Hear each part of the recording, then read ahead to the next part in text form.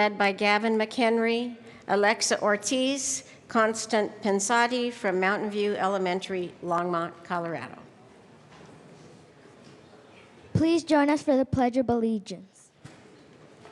I pledge allegiance to the flag of the United States of America and to the republic for which it stands, one nation, under God, indivisible, and liberty and justice for all.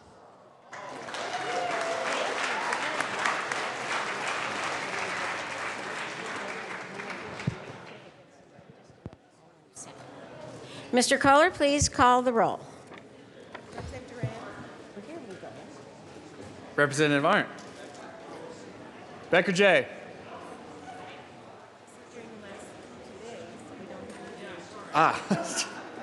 Becker K. Representative K.C. Becker.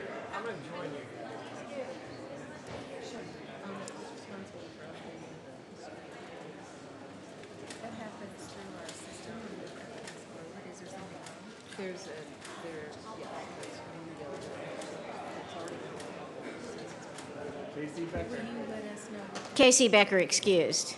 Brown. Buck. Buckner. Representative Buckner.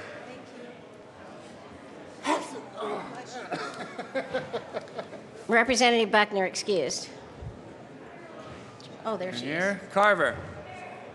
Conti. Representative Conti. Representative Conti excused. Corum. Court. Danielson. Del Grosso. Dorr. Duran. Esgar. Everett. Fields. Foote. Garnett. Janal. Hamner. Humphrey. Joshi. Kagan. Representative Kagan is present. Klingenschmidt. Kraft Tharp. Representative Kraft Tharp.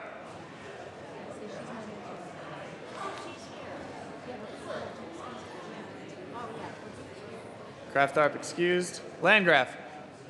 Lawrence. Lebsock. Lee. Leonard. Lontine. Representative Kraft Tharp is present.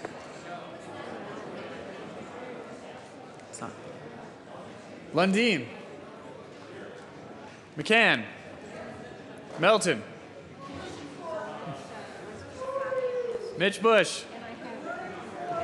Moreno. Navarro. Neville. Nordberg. Pabon. Representative Pabon.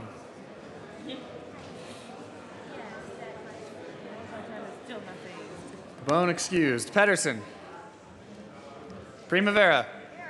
Priola. Rankin. Ransom. Rosenthal. Rupe. Ryden. Sane. Salazar. Sias. Singer. Thurlow. Tyler. Van Winkle. Representative Pabon is present. Vigil. Willett. Williams. Wilson. Windholz. Winter. Wist. Young. I got you. Madam Speaker.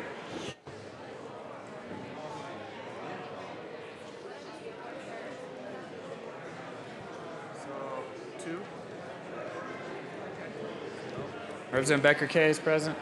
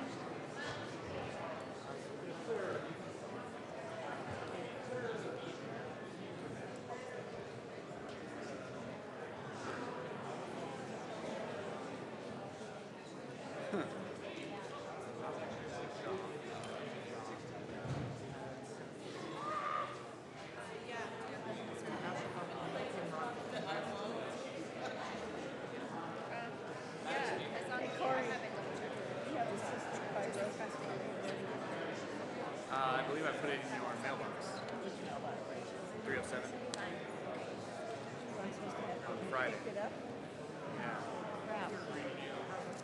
I can print out a white copy for you to read from.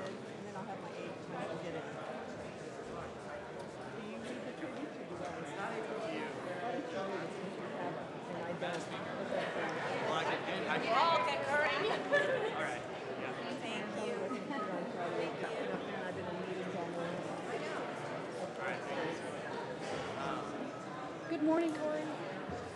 So, good morning. So am I saying extend sincere commendations to both people and list both their names? There's actually 3 people. Yeah, but Edie told me that only 2 of them were getting tributes. Samantha Monson and Libby Pelican Siemens. Yes.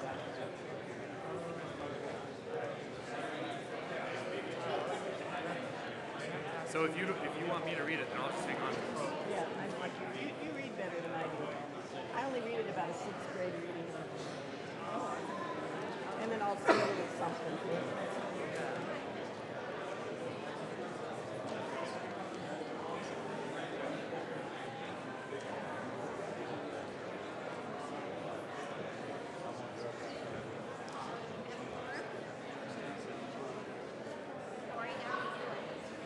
All 65 here. With 65 present, a quorum is present. Representative Klingenschmidt. Thank you, Madam Speaker. I move to dispense with the reading of the Journal of Friday, 6 May, and ask that it be accepted as amended by the Chief Clerk. You've heard the motion that the journal be adopted as corrected by the Chief Clerk. All those in favor say aye. Opposed, no. Motion clearly carries. Announcements and introductions. Representative Singer. Thank you, Madam Speaker. And Representative Singer, will you give me 2 minutes, please?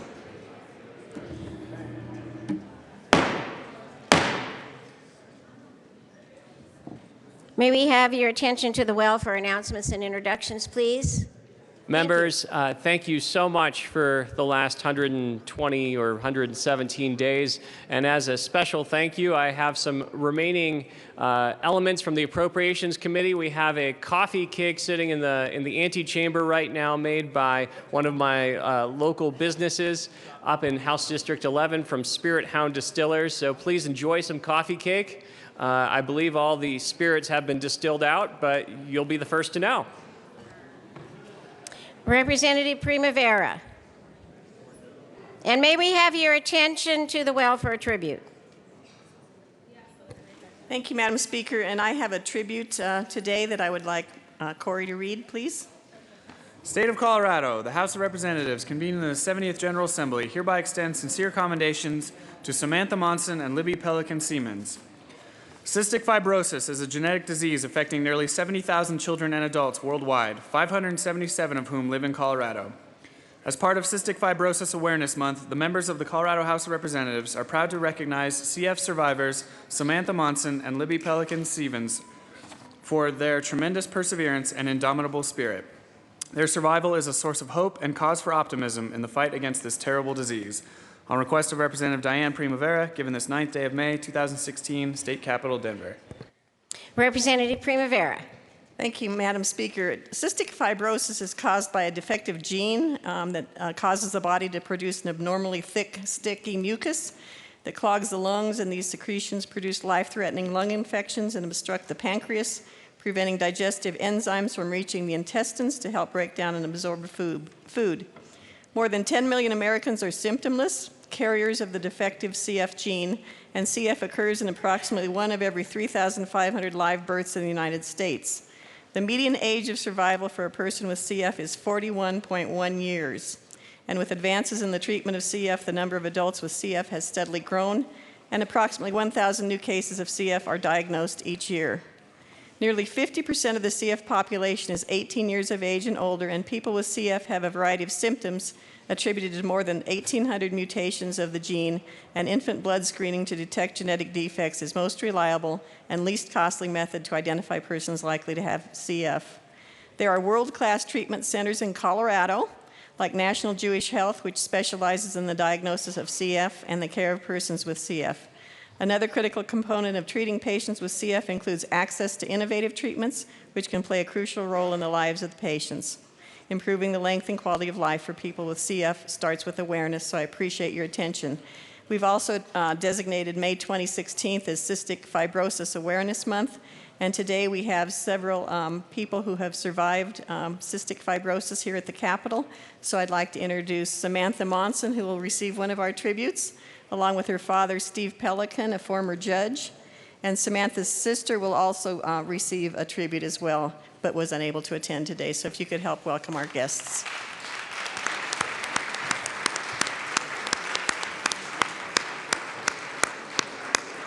Further announcements and introductions. Representative Court. Thank you, Madam Speaker. Members, as we end the session, we are going to be saying goodbye to 4 of our most fabulous nonpartisan staff. And there will be a reception for them on the balcony on Wednesday morning at 8:15. We are going to be saying goodbye to John Wallen, our Chief Sergeant at Arms. We're going to be saying goodbye to Pat Geddes, our calendar clerk.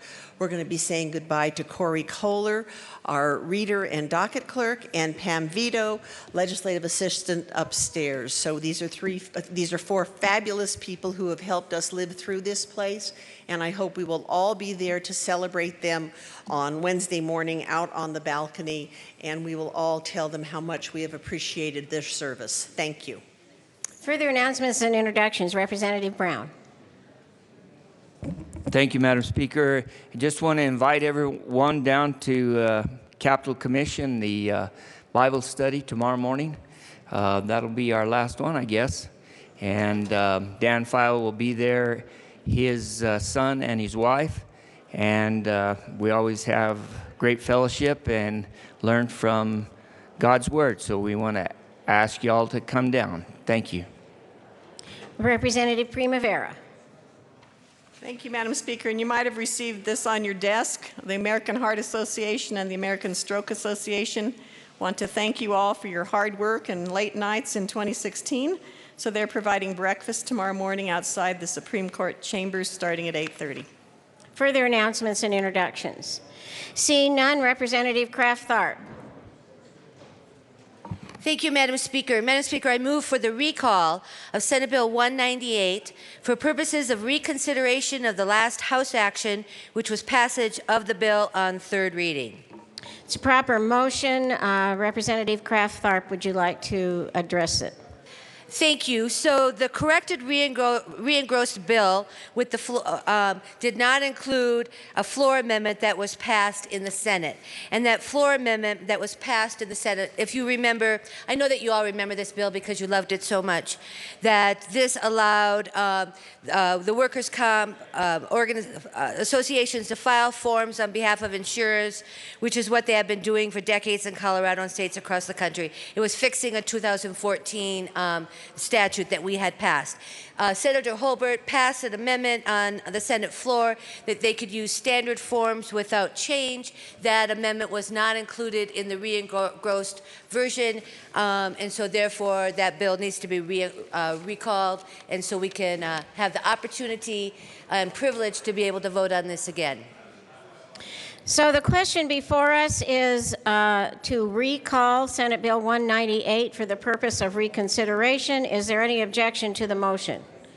Seeing none, the motion passes unanimously.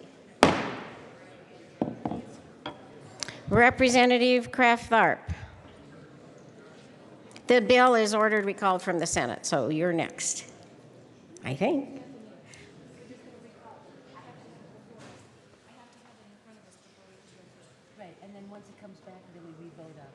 So we're not going to act on the reconsideration this morning?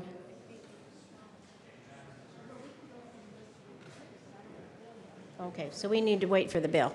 Okay, so we're done with this. We've recalled the bill from the Senate, and we'll move forward whenever you want to. Very good.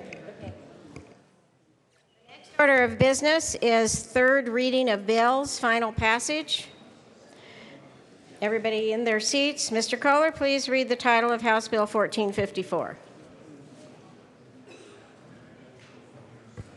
House Bill 1454 by Representatives Moreno and Dorr, also Senator Guzman, concerning primary elections in connection with restoring a presidential primary election in Colorado, allowing unaffiliated voters to temporarily affiliate with a political party in order to vote in primary elections in which the political party is participating and making appropriation. Madam Majority Leader. Thank you, Madam Speaker. I move for the passage of House Bill 1454 on third reading and final passage. The question is the passage of House Bill 1454 on third reading and final passage. Mr. Assistant Majority Leader. Thank you, Madam Speaker. I request permission to offer a third reading amendment. Is that a motion? I move for permission to offer a third reading amendment. So this is a proper motion. Please proceed. Thank you, Madam Speaker. Members, I apologize that this is becoming a habit. A couple of things that this amendment will do simply removes the safety clause, adds a petition clause, addresses the applicability portion of this bill. If you'll recall, we made this bill applicable depending on passage of a certain initiative this November that has since been removed from the bill. And then it just simply makes a clarification into the language that will appear on the initiative this November to clarify in this bill what that initiative may or may not be. So I ask for an aye vote. So the question before us is to grant permission for a third reading amendment on House Bill 1454. Seeing no discussion, Mr. Kohler, please open the machine and members proceed to vote.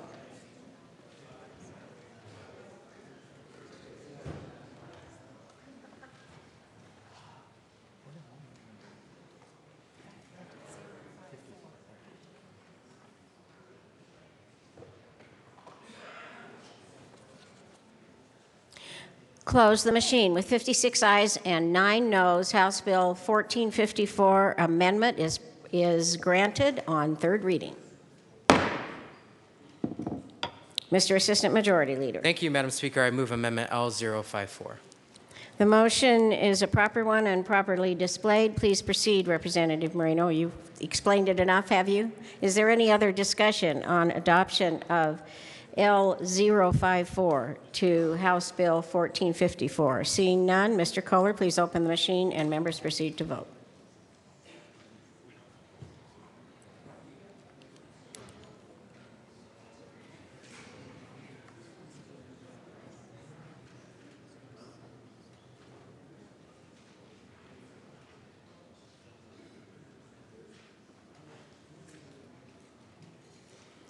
Close the machine. With 56 ayes and 9 noes, L054 is passed. Mr. Assistant Majority Leader. Thank you, Madam Speaker. I move for the passage of House Bill 1454 as amended. The motion is for passage of House Bill 1454 as amended. Seeing no discussion, Mr. Kohler, please open the machine and members proceed to vote.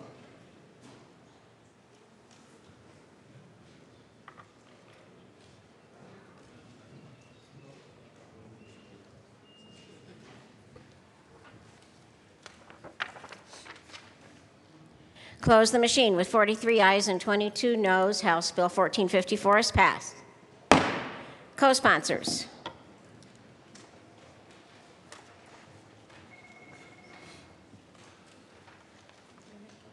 Yeah, please. Mr. Kohler, please read the title of House Bill 1460. House Bill 1460, Representatives Becker, Kane, Vigil, also Senator Baumgartner, concerning the authority of the Commissioner of Agriculture to dispose of and acquire specified real property in furtherance of the Department of Agriculture's office consolidation. Madam Majority Leader. Thank you, Madam Speaker. I move for the passage of House Bill 1460 on third reading and final passage. The question is the passage of House Bill 1460 on third reading and final passage. Seeing no discussion, Mr. Kohler, please open the machine and members proceed to vote.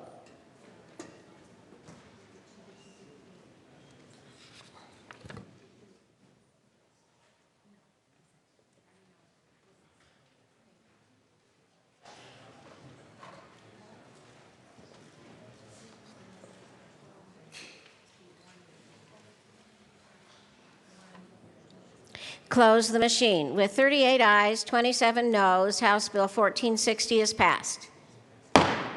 Co-sponsors.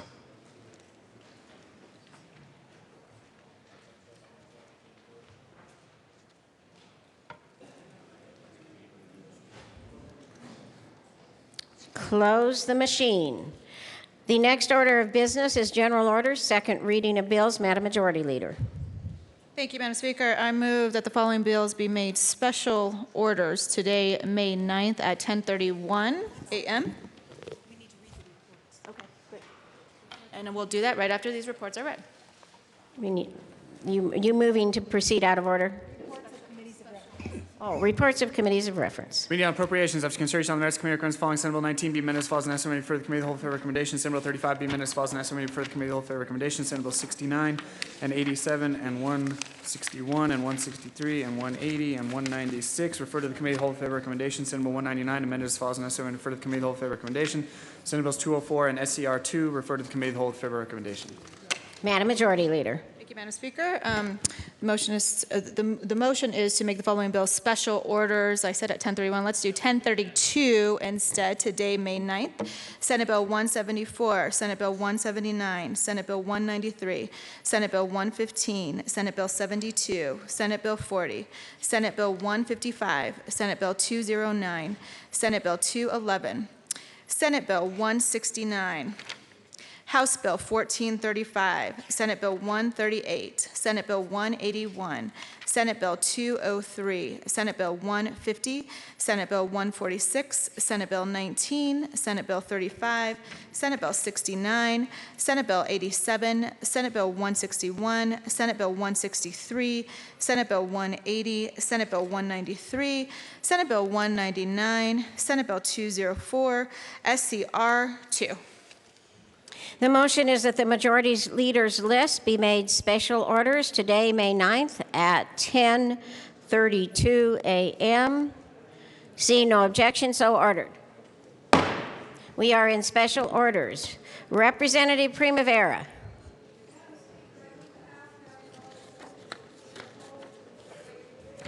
You've heard the motion. Seeing no objection, Representative Primavera will take the chair.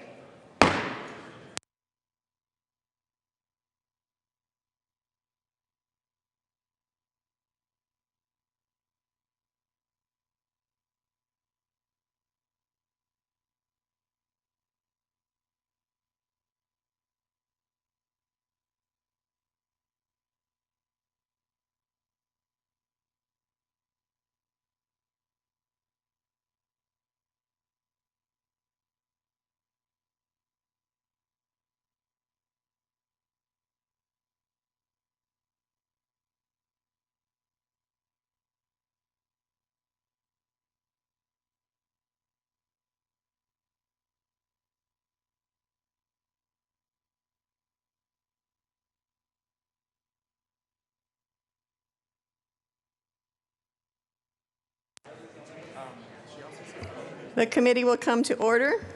With your unanimous consent, the bills will be read by title unless there is a request for reading a bill at length. Committee amendments will not be read unless requested, as they are printed and in your bill folders. Floor amendments will be shown on the screen and on your iPads and not read unless requested. Bills will be laid over upon motion of the Majority Leader. The court rule is relaxed. No, but it's on.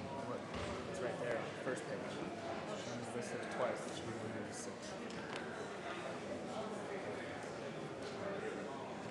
Yeah.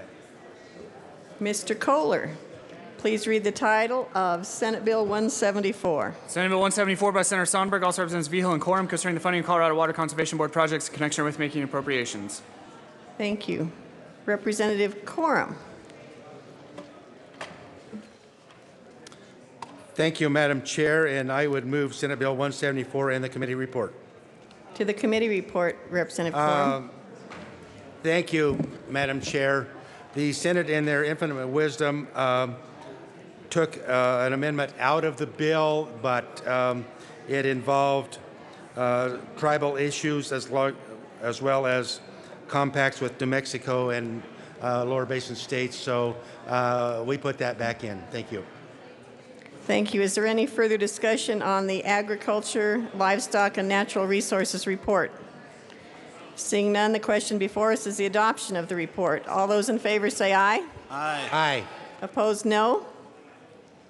The committee report passes. Representative Corum, to the bill. Thank you, Madam Chair. This is a good bill. It's the end of the year project, and what it does, it transfers funds from the Colorado Water Conservation Construction Board and the Department of Revenue for specific water-related projects in 2016 and 17. Ask for a yes vote. Representative Vigil. Thank you, Madam Chair. Just little highlights of the 2016 water projections highlights. It provides $9 million for watershed protections, flood control programs, satellite monitoring, and stream gauging systems, and other programs and projects. So it's a really great bill. Please support this bill. Vote yes. Is there any further discussion on Senate Bill 174? Representative Brown. Thank you, Madam Chair. And this is an excellent bill, and I would ask that you vote yes on this probably most important bill that we've seen this year. Representative Arndt. Thank you, Madam Chair. I'm not sure it's the most important bill this year, but it's a very, very good one, and we really would like to have your aye vote. Thank you. Representative Mitch Bush. Thank you, Madam Chair. I rise in strong support of the annual Water Conservation Board Construction Fund Bill, Senate Bill 174. It provides funds for projects across our state, north, south, east, and west, and they are much needed. So please vote yes. Is there any further discussion on Senate Bill 174? Representative Tyler. Yeah. Thank you, Madam Chair. I move Amendment L006 and ask to be displayed. Amendment L006 was moved by Representative Tyler,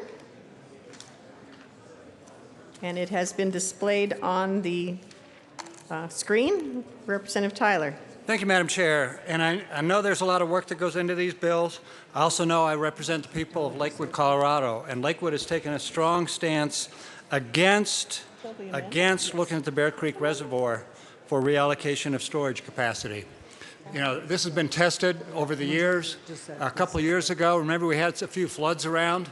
I remember I was riding a bicycle in the rain to the top of that area around there, around Bear Creek Reservoir, and a lot of the areas were filled up that used to be just fields. It did its job. It did the job it was supposed to do. It took care of flooding and heavy, heavy rains, and it made that happen. So what this does is it takes Bear Creek out of the process because it's already been taken care of, and the city of Lakewood, which I represent, is very much against this bill.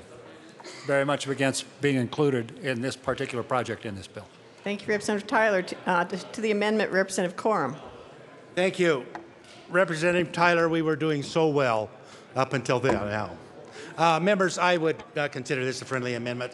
I think that what we're doing is we're simply asking for a study. We're not saying we're going to do it, but I think, you know, with the Colorado Water Plan, everything we're trying to do to conserve water, to save water, I think we need to keep all the tools in the toolbox. This is a study, and study only. Doesn't mean we're going to do it. Thank you.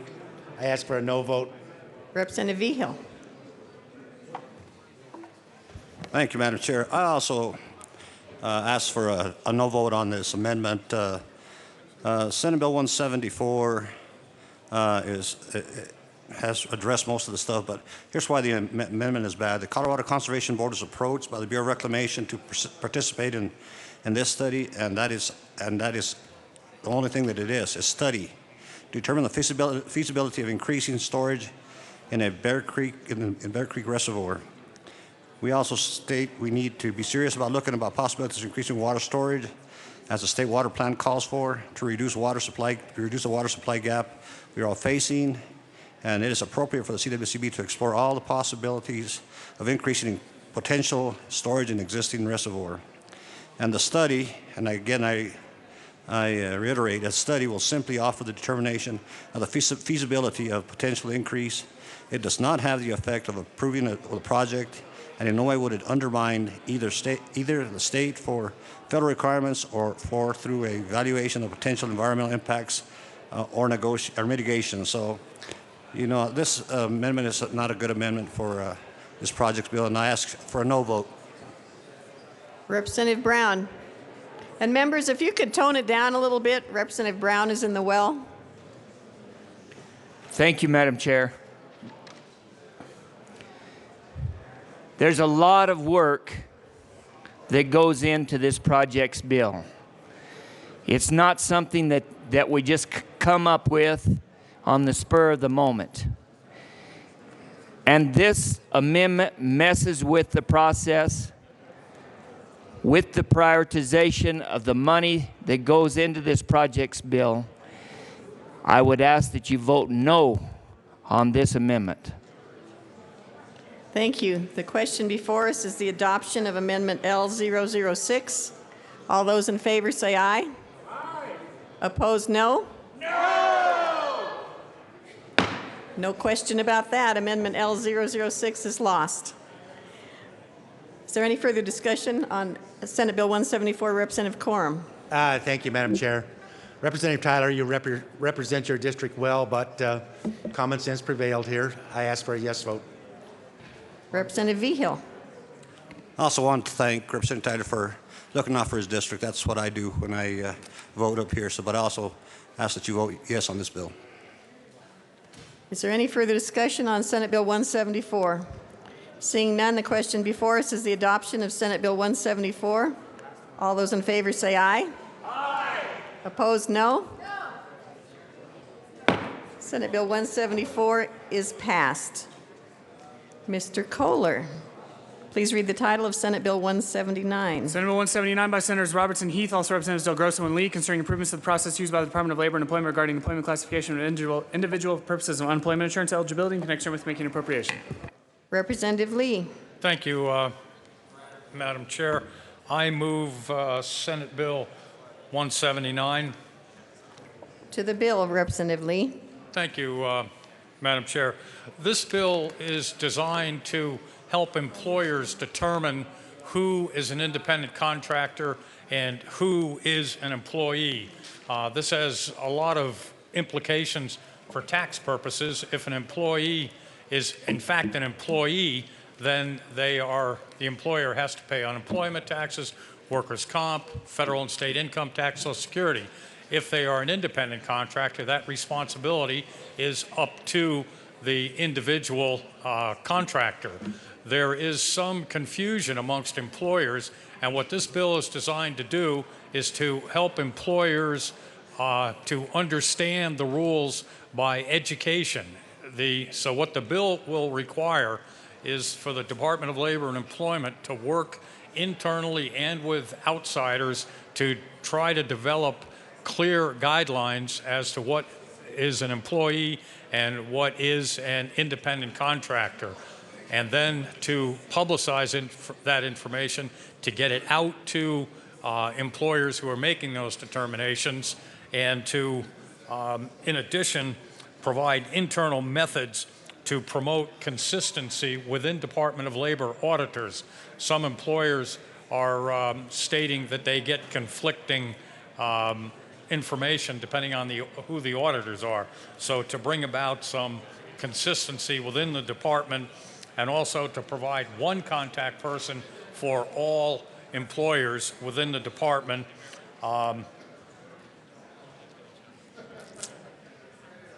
And that's basically it. I would ask for an aye vote. Is there any further discussion on Senate Bill 179? Seeing none, the question before us is the passage of Senate Bill 179. All those in favor say aye. Aye. Opposed, no. Senate Bill 179 passes. Mr. Kohler, Madam Majority Leader. Thank you, Madam Chair. I do not see the speaker, so I move to lay over Senate Bill 193 by 4 bills. Thank you. You've heard the motion. Senate Bill 193 will be laid over by 4 bills. Mr. Kohler, please read the title of Senate Bill 115. Senate Bill 115 by Senator Martinez-Umenico, also Representatives Moreno and Conti, concerning electronic filing system for documents recorded with the county clerk and recorded in connection with creating the Electronic Recording Technology Board, which is an enterprise authorizing the board to set an additional filing surcharge for a 5-year period, requiring counties to transmit the proceeds of the board surcharge to the state for deposit in a cash fund administered by the board, requiring the board to make grants from the fund to counties to create, maintain, improve, or replace electronic filing systems, establishing reporting requirements for the board, increasing a local filing surcharge, and making appropriation. Madam Majority Leader. Thank you, Madam Chair. I move to lay over Senate Bill 115 by 4 bills because I do not see the Assistant Majority Leader. Thank you, Madam Majority Leader. You've heard the motion. Senate Bill 115 will be laid over by 4 bills. Mr. Kohler, please read the title of Senate Bill 72. Senate Bill 72 by Senator Curls, Representatives Garnett and Wilson concerning increasing the maximum total amount of annual lease payments authorized for lease purchase agreements entered into under the Building Excellent Schools Today Act in connection with making appropriation. Representative Garnett. Thank you, Madam Chair. I move Senate Bill 72 in the Education Committee report. Thank you, Representative Garnett, to the Education Committee report. Thank you, Madam Chair. Members, we just made a few changes in the Education Committee to make sure that we were including technology as a tier 1 for the BEST program, which was super important to a lot of our members in rural communities. And I would urge an aye vote on the Education Committee report. Thank you. Is there any further discussion on the Education Committee report? Seeing none, the question before us is the adoption of the Education Committee report. All those in favor say aye. Opposed, no. The Education Committee report is adopted. To the bill, Representative Garnett. Thank you, Madam Chair. And I just want to make sure that Representative Wilson gets a ton of credit for his work on Senate Bill 72. As you all know, the BEST program, which was established in 2008, provides grants to public schools to rebuild, repair, or replace the state's aging K-12 educational facilities. This bill would raise that cap so that more schools can get more grants to fix some of the aging infrastructure across the state. This is a very good bipartisan bill that will help reduce the backlog of BEST projects that are impacting the entire state, and I would urge an aye vote. Is there any further discussion on Senate Bill 72? Representative Lundin. Thank you very much, Madam Chair. I've got some concerns with this bill, and they center around leverage. What BEST seeks to do is very important. We need to have safe schools. We need to have sound schools. We need to have, quite frankly, schools that are acknowledging technology as part of the solution to the future of education. But at the same time, we all know what happens when we make a commitment. We go out and we borrow money, and then the income that we expect to have to pay the debt service that's associated with that borrowing goes away or is diminished. Well, my personal perspective is that we have over-leveraged BEST already, and this would seek to expand even further the leveraging. And the answer that comes back was, how can you afford that? My question asked in committee. And the answer that comes back is we anticipate an expansion of pot funding, the tax money coming in off marijuana. The question I raise is, can you be sure that the federal government will not intrude in some way and say, you know what, that is not going to be allowed at all, which means all of the millions of dollars in anticipated cash flow that are necessary to service the debt might go away? And the second question is a smaller question, but it's a subset of that same first question, and that is, can you be sure that your anticipated expansion of cash flow will, in fact, be the reality of tomorrow? And we all know that you cannot project cash flows adequately or perfectly or permanently. So I think there is an inherent risk in this, and that is dramatic over-leverage rooted in sources of anticipated future cash flow, which can easily be called into question. So I would ask for an answer that says, here's why that is not a reasonable concern. Representative Pabon. Representative Wilson. Representative Garnett. Mr. Speaker Pro Tem. Thank you, Madam Chair. Sorry for the confusion. I just wanted to say that as amended, Senate Bill 72 honors the intent of the BEST program and prioritizes technology funding opportunities for individual student learning and classroom instruction. The evaluation, of course, remains in place. There are no new mandates, and the board retains its full authority. This bill supports innovative learning in the classroom for all Colorado kids, and want to thank Representative Wilson and Representative Garnett for doing an excellent job of carrying this bill. Ask for an aye vote. Thank you, Mr. Speaker Pro Tem. And I don't have the pictures up here, but I think you're Representative Lundeen. Thank you very much, Madam Chair. So let me respond to that answer to my question by saying I like the fact that technology was given a higher level of attention in this bill. That is a great amendment to this bill, but it doesn't make the bill a good bill. The core question I'm asking is, how can you be sure that the marijuana money you are anticipating and leveraging out and making substantial and significant debt obligations to the taxpayers of the state of Colorado will be there to fund the debt service associated with the expansion in debt that this bill will bring us? Is there any further discussion on Senate Bill 72? Seeing none, the question before us is the passage of Senate Bill 72. All those in favor say aye. Opposed, no? No! Senate Bill 72 passes. Mr. Kohler, please read the title to Senate Bill 40. Senate Bill 40 by Senator Holbert, also Representative Pabon, concerning changes to the requirements for owners of a licensed marijuana business in connection with making an appropriation. Thank you. Mr. Speaker Pro Tem. Thank you, Madam Chair. Madam Chair, I move Senate Bill 40 and the Appropriations Committee report. To the Appropriations Committee report. Thank you, Madam Chair. This is the appropriation for the implementation of the bill. It is marijuana tax cash fund, and ask for an aye vote. Is there any further discussion on the Appropriations Committee report? Seeing none, the question before us is the adoption of the Appropriations Committee report. All those in favor say aye. Aye. Opposed, no. We have a quiet crowd. Appropriations Committee report is passed. To the bill, Representative Pabon. Thank you, Madam Chair. Madam Chair, Senate Bill 40 is a comprehensive change to marijuana ownership. It does what we set out to do in our initial work on this Amendment 64, which is to protect our public safety and keep this out of the hands of criminals and cartels. And I ask for an aye vote. Is there any further discussion on Senate Bill 40? Seeing none, the question before us is the passage of Senate Bill 40. All those in favor say aye. Opposed, no. Senate Bill 40 passes. I can hardly hear your votes, members. You need to use your outside voices if you could.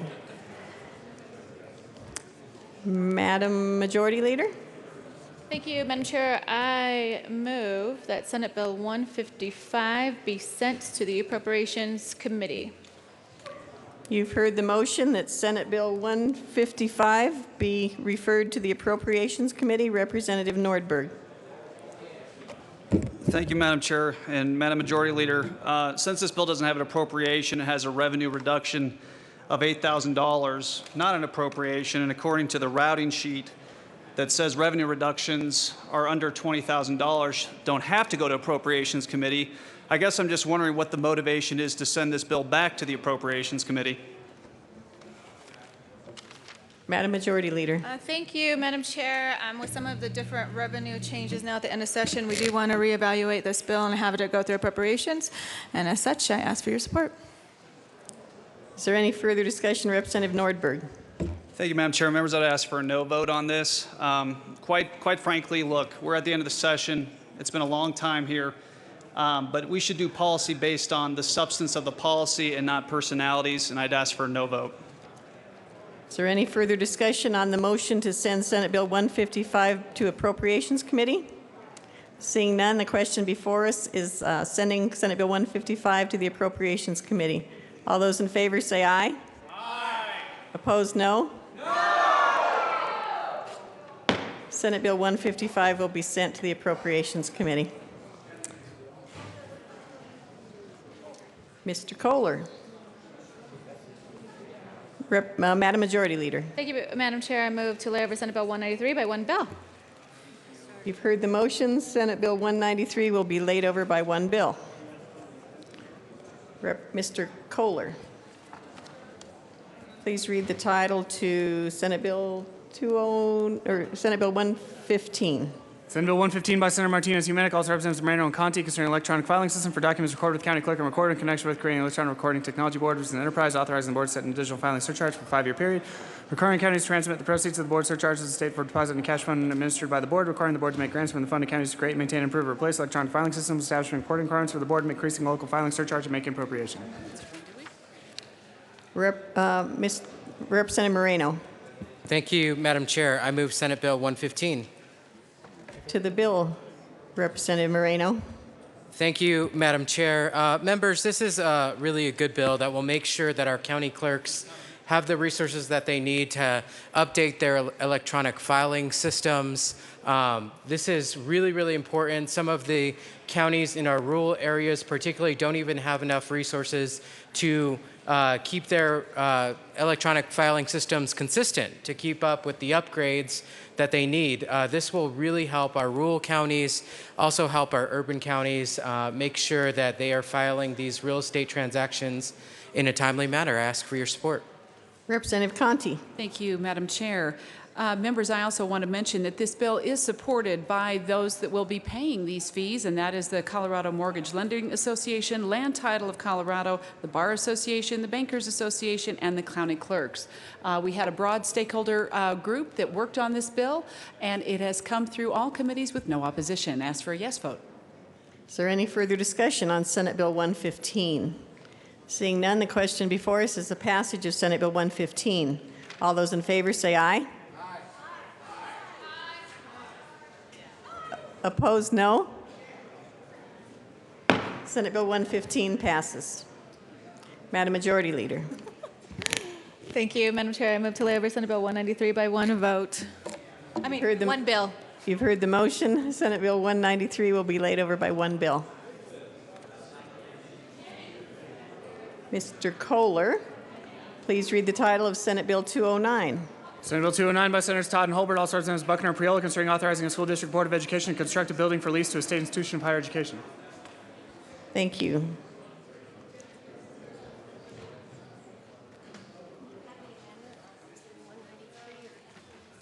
Representative Buckner.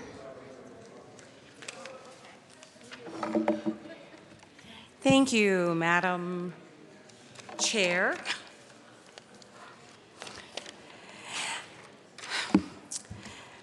Do I have permission to speak? Yes. Thank you. Senate Bill 209 deals with school district bond election. Representative Buckner, you need to move the bill and the finance report. Thank you. I move Senate Bill 209 to appropriations and the Finance Committee report. Excuse me, we'll be in a brief recess. Sorry. That's okay. We're ready. I'll move.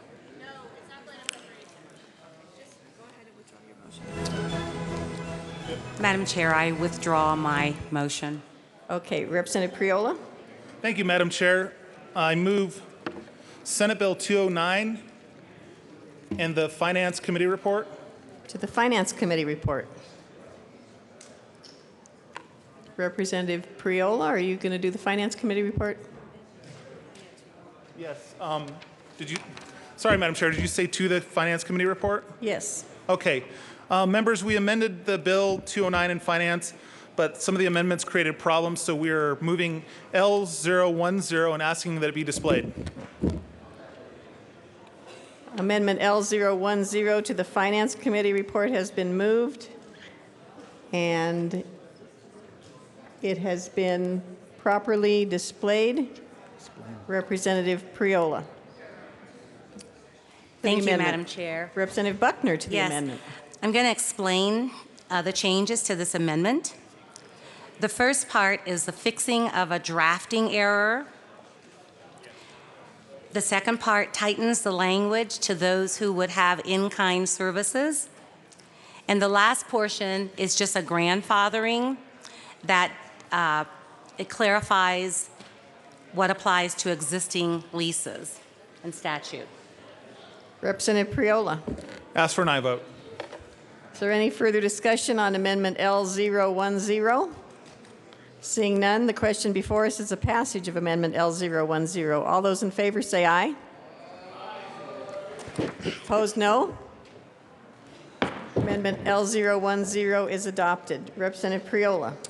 Thank you, Madam Chair. Members, I ask for an aye vote on Senate Bill 209. This is a good bill that allows certainty and bonding language for school districts and higher ed collaboration. Representative Priola, I think we need to pass the Finance Committee report first. Would you? Ask for an aye vote on the Finance Committee report. Thank you, Representative Priola. The question before us is the adoption of the Finance Committee report to Senate Bill 209, and it was an adopted Finance Committee report. All those in favor say aye. Aye. Opposed, no. The committee report is adopted. To the bill, Representative Buckner and Priola. Representative Priola. Thank you, Madam Chair. Dittos to what I said before. This is a good bill that allows collaboration between districts and higher ed, and it specifically clarifies wording on prospective bonding.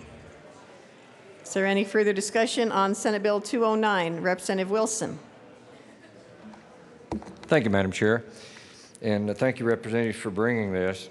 One of the questions that we had when we discussed this in finance was, this affects more than just one school district in the state of Colorado. Since you've had some time, have you had an opportunity to get feedback from any of the other 177 school districts? Representative Priola.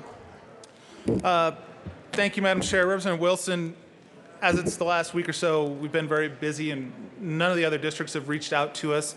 As you remember, the amendment we put on in finance limits it to 3 per 5 years, and that's still intact. The Amendment 10 basically firmed up the existing bonding to not conflict with the amendment that was offered in finance. So going forward the next 5 years, Senate Bill 209 will only affect up to 3 school districts.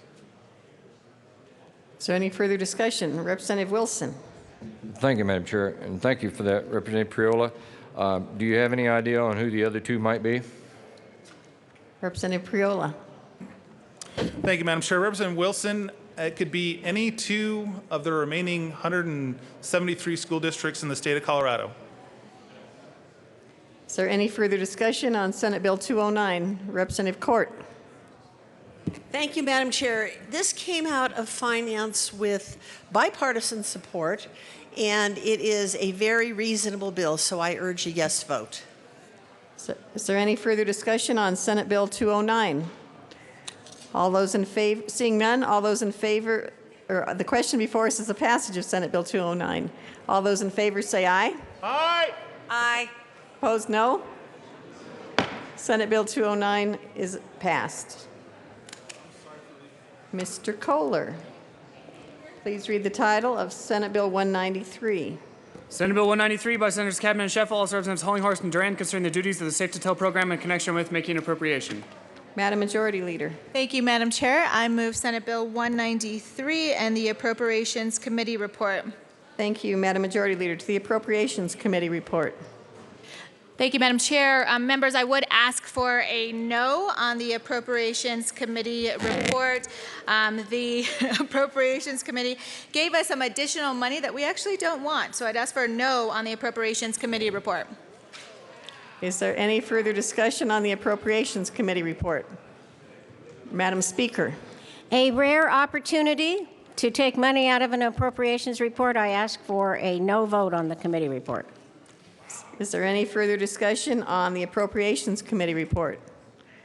The question before us is the adoption of the Appropriations Committee report. All those in favor say aye. Aye. Opposed, no. No. The Appropriations Committee report is lost. Madam Majority Leader. Thank you, Madam Chair. And members, don't ever say Democrats aren't fiscally responsible, because we actually just turned down about $75,000. But in all seriousness, Senate Bill 193 is to expand the Safe to Tell program. Members, you may remember that last session we created an interim committee to look at school safety, and we also created a new standard in the state to address with school safety issues. This is a meaningful bill to try and make sure that kids in schools across Colorado have access to tools to be able to protect themselves and to be able to report when they feel like something is not going right in their school. We ask for your support. Is there any further discussion on Senate Bill 193? Seeing none, the question before us is the passage of Senate Bill 193. All those in favor say aye. Aye. Opposed, no. Senate Bill 193 is resoundingly adopted. Mr. Kohler. Oh, Mr. Kohler, please read the title of Senate Bill 211. Senate Bill 211 by Senators Cabot and Shuffle, also Representatives Hollinghorst and Duran, concerning contests of specified special district elections that are made on grounds relating to elector qualifications in connection with imposing a jurisdictional bar on contests of certain elections, invalidating qualifications of certain actors when timely contests challenging those qualifications have not been filed. Madam Speaker. Thank you, Madam Chair. I move Senate Bill 211, and there is no committee report. To the bill, Madam Speaker. Thank you, Madam Chair. And the landmark case, which I think you may have been aware of relative to this bill, upset decades of law and precedent by questioning the method of qualifying electors able to vote in a new metro district before individual landowners and residents are present. Because most districts, special districts, use this method of formation of elections, their outstanding bonds were placed in doubt, and they are right now. Planned bond issues are on hold. It involves hundreds of millions of dollars for new economic development. The situation is urgent. So this bill was introduced to provide some at least temporary solutions for this. It validated existing elections where no legal challenges exist.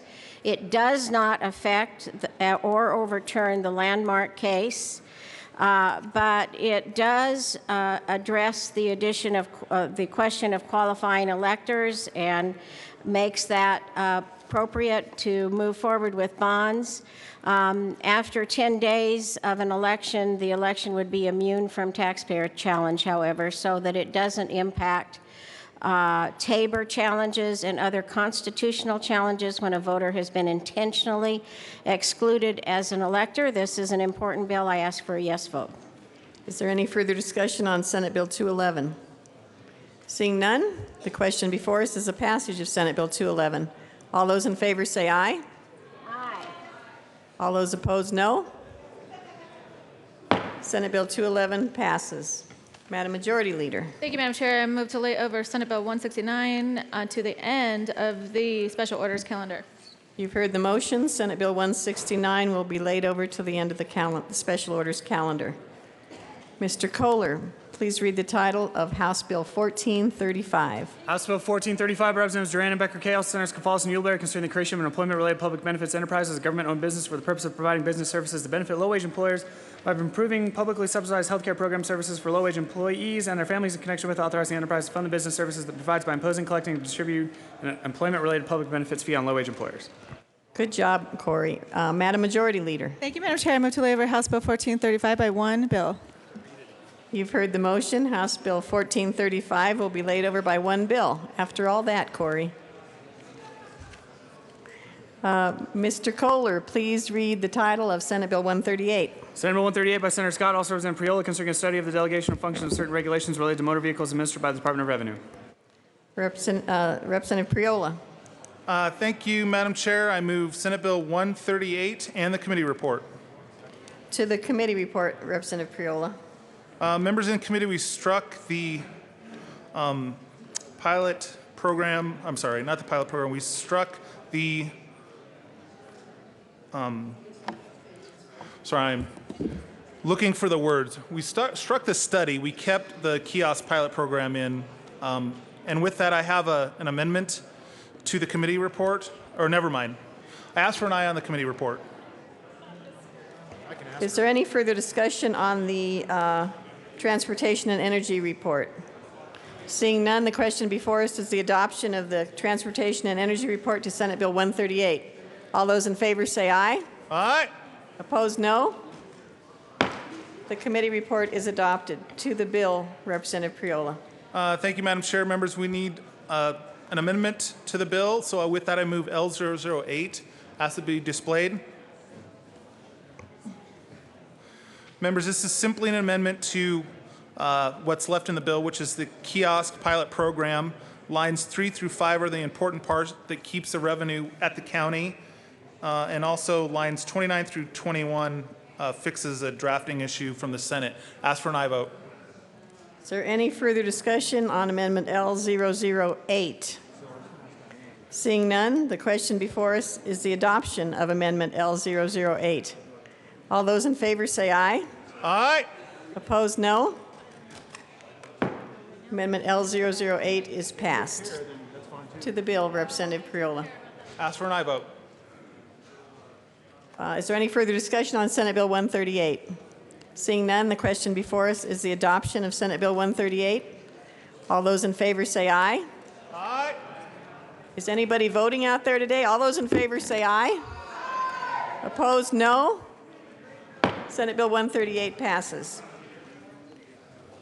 Mr. Kohler, please read the title to House Bill 1435. House Bill 1435, Representatives Duran and Becker Kay, also Senators Cafalas and Muhleberry, concerning the creation of employment-related public benefits enterprise as a government-owned business for the purpose of providing business services to benefit low-wage employers by improving publicly subsidized health care program services for low-wage employees and their families in connection with authorizing the enterprise to fund the business services it provides by imposing, collecting, and distributing employment-related public benefits fee on low-wage employers.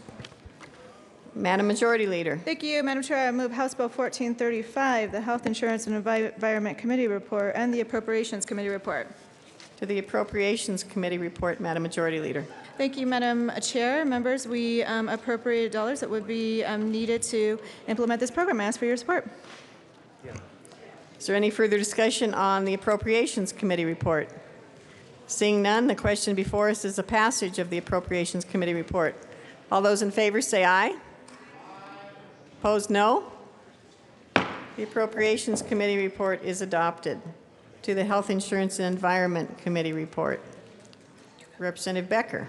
Thank you, Madam Chair. The Health Insurance and Environment Committee report made several clarifying changes to definitions, how we define low-wage employer and a covered employer. I ask for an aye vote. Is there any further discussion on the Health Insurance and Environment Committee report? Seeing none, the question before us is the passage or adoption of the House Health Insurance and Environment Committee report. All those in favor say aye. Aye. Opposed, no.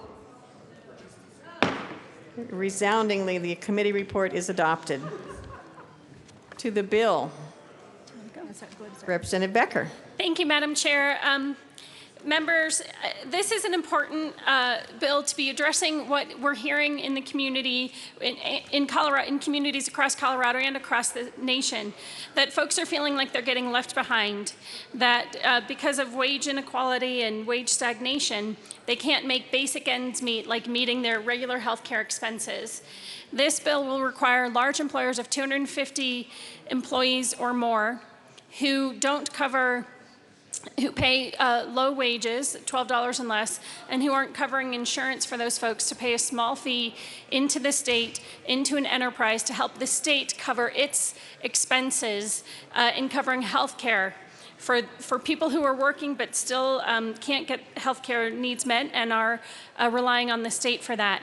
Right now, we're seeing regular taxpayers having to cover the costs for what large employers aren't covering. I ask for an aye vote. Is there any further discussion on Madam Majority Leader? Thank you, Madam Chair and members. This bill is about taxpayer accountability.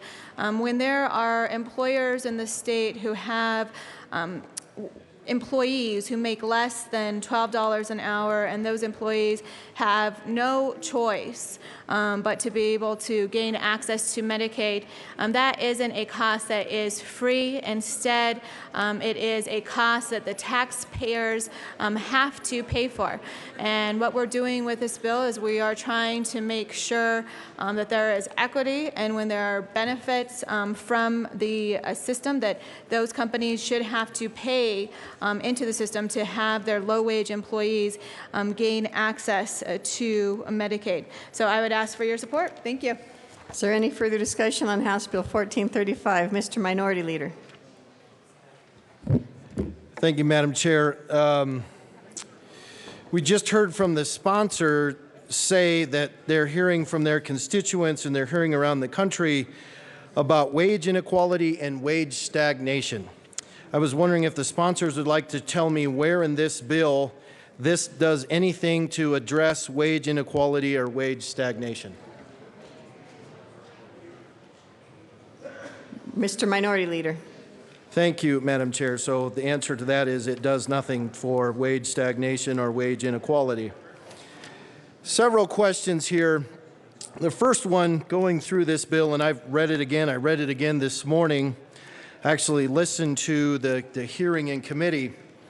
And it's talking about how this is going to set up an enterprise. And the goal of the enterprise is to impose, collect, and distribute a fee that is collected from these businesses. And oh, by the way, the state, according to this bill, is also a low-wage employer. If you look at the fiscal note, it's going to cost the state taxpayers, we said this is going to help save taxpayers money, but if you actually look at the fiscal note, it's going to cost the taxpayers a minimum of about $1 million because the state is a low-wage employer as well, and they have close to, if you pull out higher ed, there's about 900 employees that the state employs, and so the state would also be subject to this fine. And so the whole goal of this bill is to somehow save taxpayers money, but at a bare minimum, the state taxpayers are now going to be on the hook to pay a fine to itself. So if that makes any sense, maybe you could explain it to me later about why we want to charge taxpayers money to pay a fine to itself. But this bill will charge the state of Colorado itself a fine. But it's talking about it's going to expend this fee, and as we look through this bill, it's going to, the business purpose of this enterprise is to improve the health of the pool of workers for low-wage employers and their families. How is this fee, and I listened to the testimony, I've read through the bill, and it keeps talking about how this bill is going to collect a fee, or it's going to charge a fee on businesses and the state, up to $1 per hour per employee, which will put several businesses out of business. But the reality is, how will this bill bring down the cost of health care? Because it doesn't explain it in any way, shape, or form how this actually does this. So by fining employers $1 per hour, up to $1 per hour, how that is going to do anything. Now the bill keeps talking about collecting a fee and then distributing it out, but it doesn't say anything about what it's going to be actually used for. I guess that is just a to be determined. But my biggest question, and this actually goes back to my first question here, we've heard wage inequality and we've heard wage stagnation. Members, if you support this bill, and if this bill were to pass, you would almost guarantee that any one of your constituents that makes less than $11.01 per hour will never see a raise. So if you care about those low-wage people, they are never going to get a raise. Because here's what's going to happen. This comes into play. Business owner A is all of a sudden now fined $1 per hour for this. Mr. Employee comes up to Mr. Employer and says, hey, Brian, could I get a raise? You know, I've been doing a really good job, working extremely hard. Do you think I could get a raise? And then I'm going to have to sit the employee down and say, well, you know, I had earmarked to give you, let's say, a 25% raise this year, 50%, 75%, heck, could have been a 100% raise. But the reality is that is all gone now because I now have to pay the state of Colorado up to $1 per hour for a fee for you to be employed here. So maybe you could go talk to the state to see if they'll give you that money back. But the reality is employers are not going to be able to afford raises to their low-wage employers or employees and then also pay this. So maybe the sponsors could explain to me how it is that employers are going to be able to afford raises and also afford being able to pay this fee.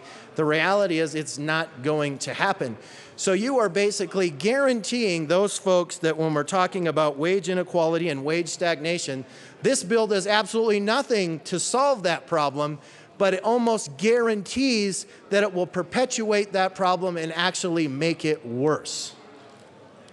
So maybe if that question could get answered, and if the question could get answered as to how this will do anything to provide better health care for employees, I don't see that anywhere in the bill either. And those are pretty two large, glaring questions, which I don't think are gotchas in any way, seem pretty relevant questions. And so maybe if I could get those answered, I would appreciate it. Thank you.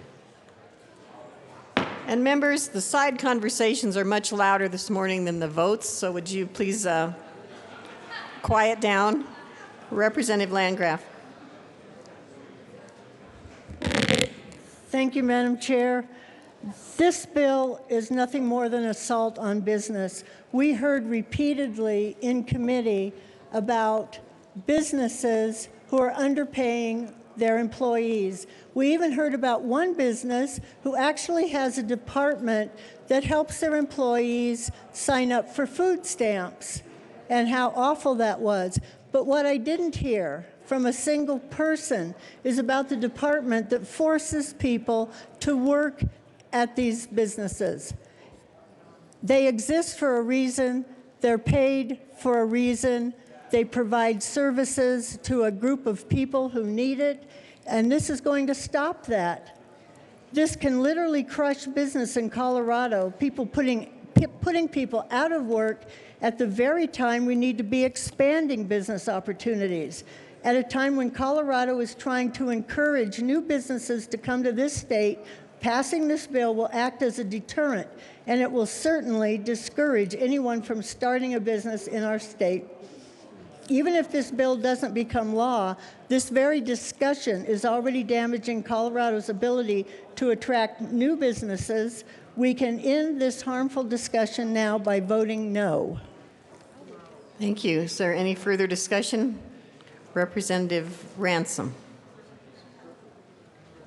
Thank you, Madam Chair. We heard this bill in committee, and as Representative Landgraf was just saying, it would be very detrimental to businesses. The other thing that it wasn't even addressed was if people even need health insurance, that the businesses would be being fined on. And obviously one example I had was the young people, college kids, high school kids that want to go get a job. They're perfectly willing, and eager, and excited to get a job for minimum wage or for $9 an hour. Yet then it would penalize the businesses that would then be fined for hiring these young kids. And so I ask for a no vote on the bill. Representative Klingenschmidt. Joshi, I'm sorry, Representative Joshi, I didn't know if you still wanted to speak or not. Sorry for overlooking you, Representative Joshi. Thank you, Madam Chair. Members, I rise in opposition of this bill. As you heard, how detrimental it's going to be small businesses. But on top of that, we have some other issues here too.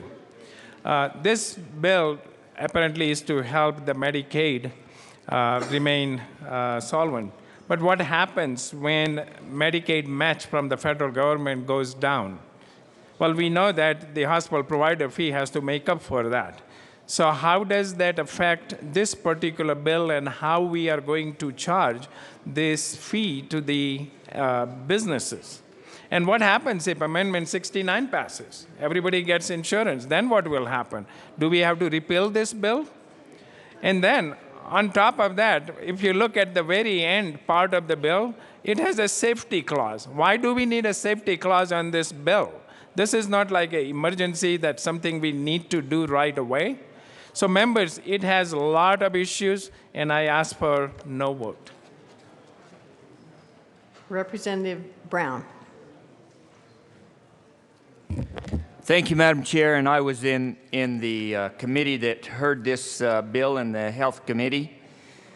And I would agree with Representative Landgraf that this is an assault on business. It's assault on free enterprise. And let me tell you what's happened here. Obamacare has forced people to go on Medicaid. Now, I know that because my wife and I were forced to go on Medicaid before I was elected to the legislature. Now we're going to turn around and we're going to blame businesses We're going to blame businesses that pay less than $12 an hour for the fact that people are going on Medicaid. Now, $12 an hour, bringing it up to $12 an hour, isn't going to bring your salary up to the $62,000, I believe, that is necessary. You have to make more than that to be off of Medicaid. So this isn't going to help. But we're just blaming business for this, and that's not right. This bill absolutely does nothing except try to change the blame, put the blame on businesses who don't pay more than $12 an hour, rather than the real culprit is Obamacare, which forces people on Medicaid. This absolutely does nothing to that, and I ask you to vote no on this bill. Thank you. Representative Lontine? No. Representative Klingenschmidt?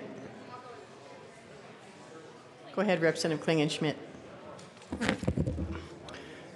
Thank you, Madam Chair. Members, this bill has elements that concern me. You know, the minimum wage in the state of Colorado is $8.31, and that's not a lot of money.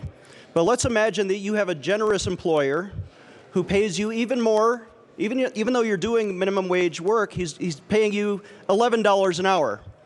This bill would take 25 cents essentially out of your paycheck, and if your employer wants to keep the status quo, he would pay you $10.75 an hour, and this bill would tax the poor by taking 25 cents out of your lower wage and actually lower your paycheck.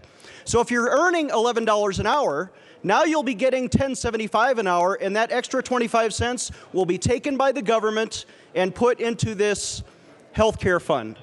And this is wealth redistribution, but it's really not, ultimately it will not be a tax on the rich, it will be a tax on the poor. This is a tax on the poor.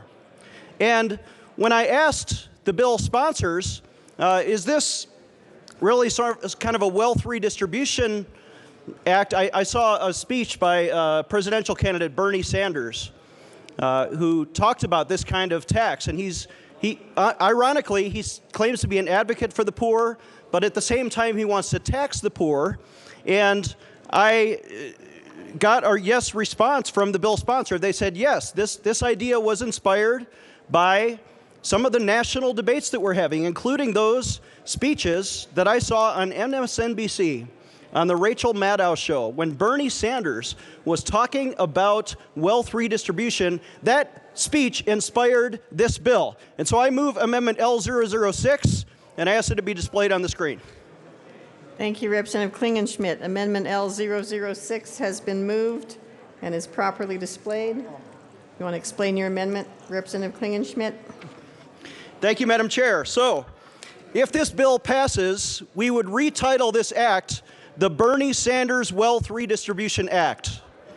Because, as the bill sponsors admitted in committee, that they will, if this bill passes, not only emulate the presidential race discussion and the tax policy of some people's favorite candidate for president, but it will also target people like Walmart, the Walton family. It'll target the Koch brothers. It'll target, and their goal is to take money away from the rich. But ironically, this bill has the opposite impact. It's a tax on the poor.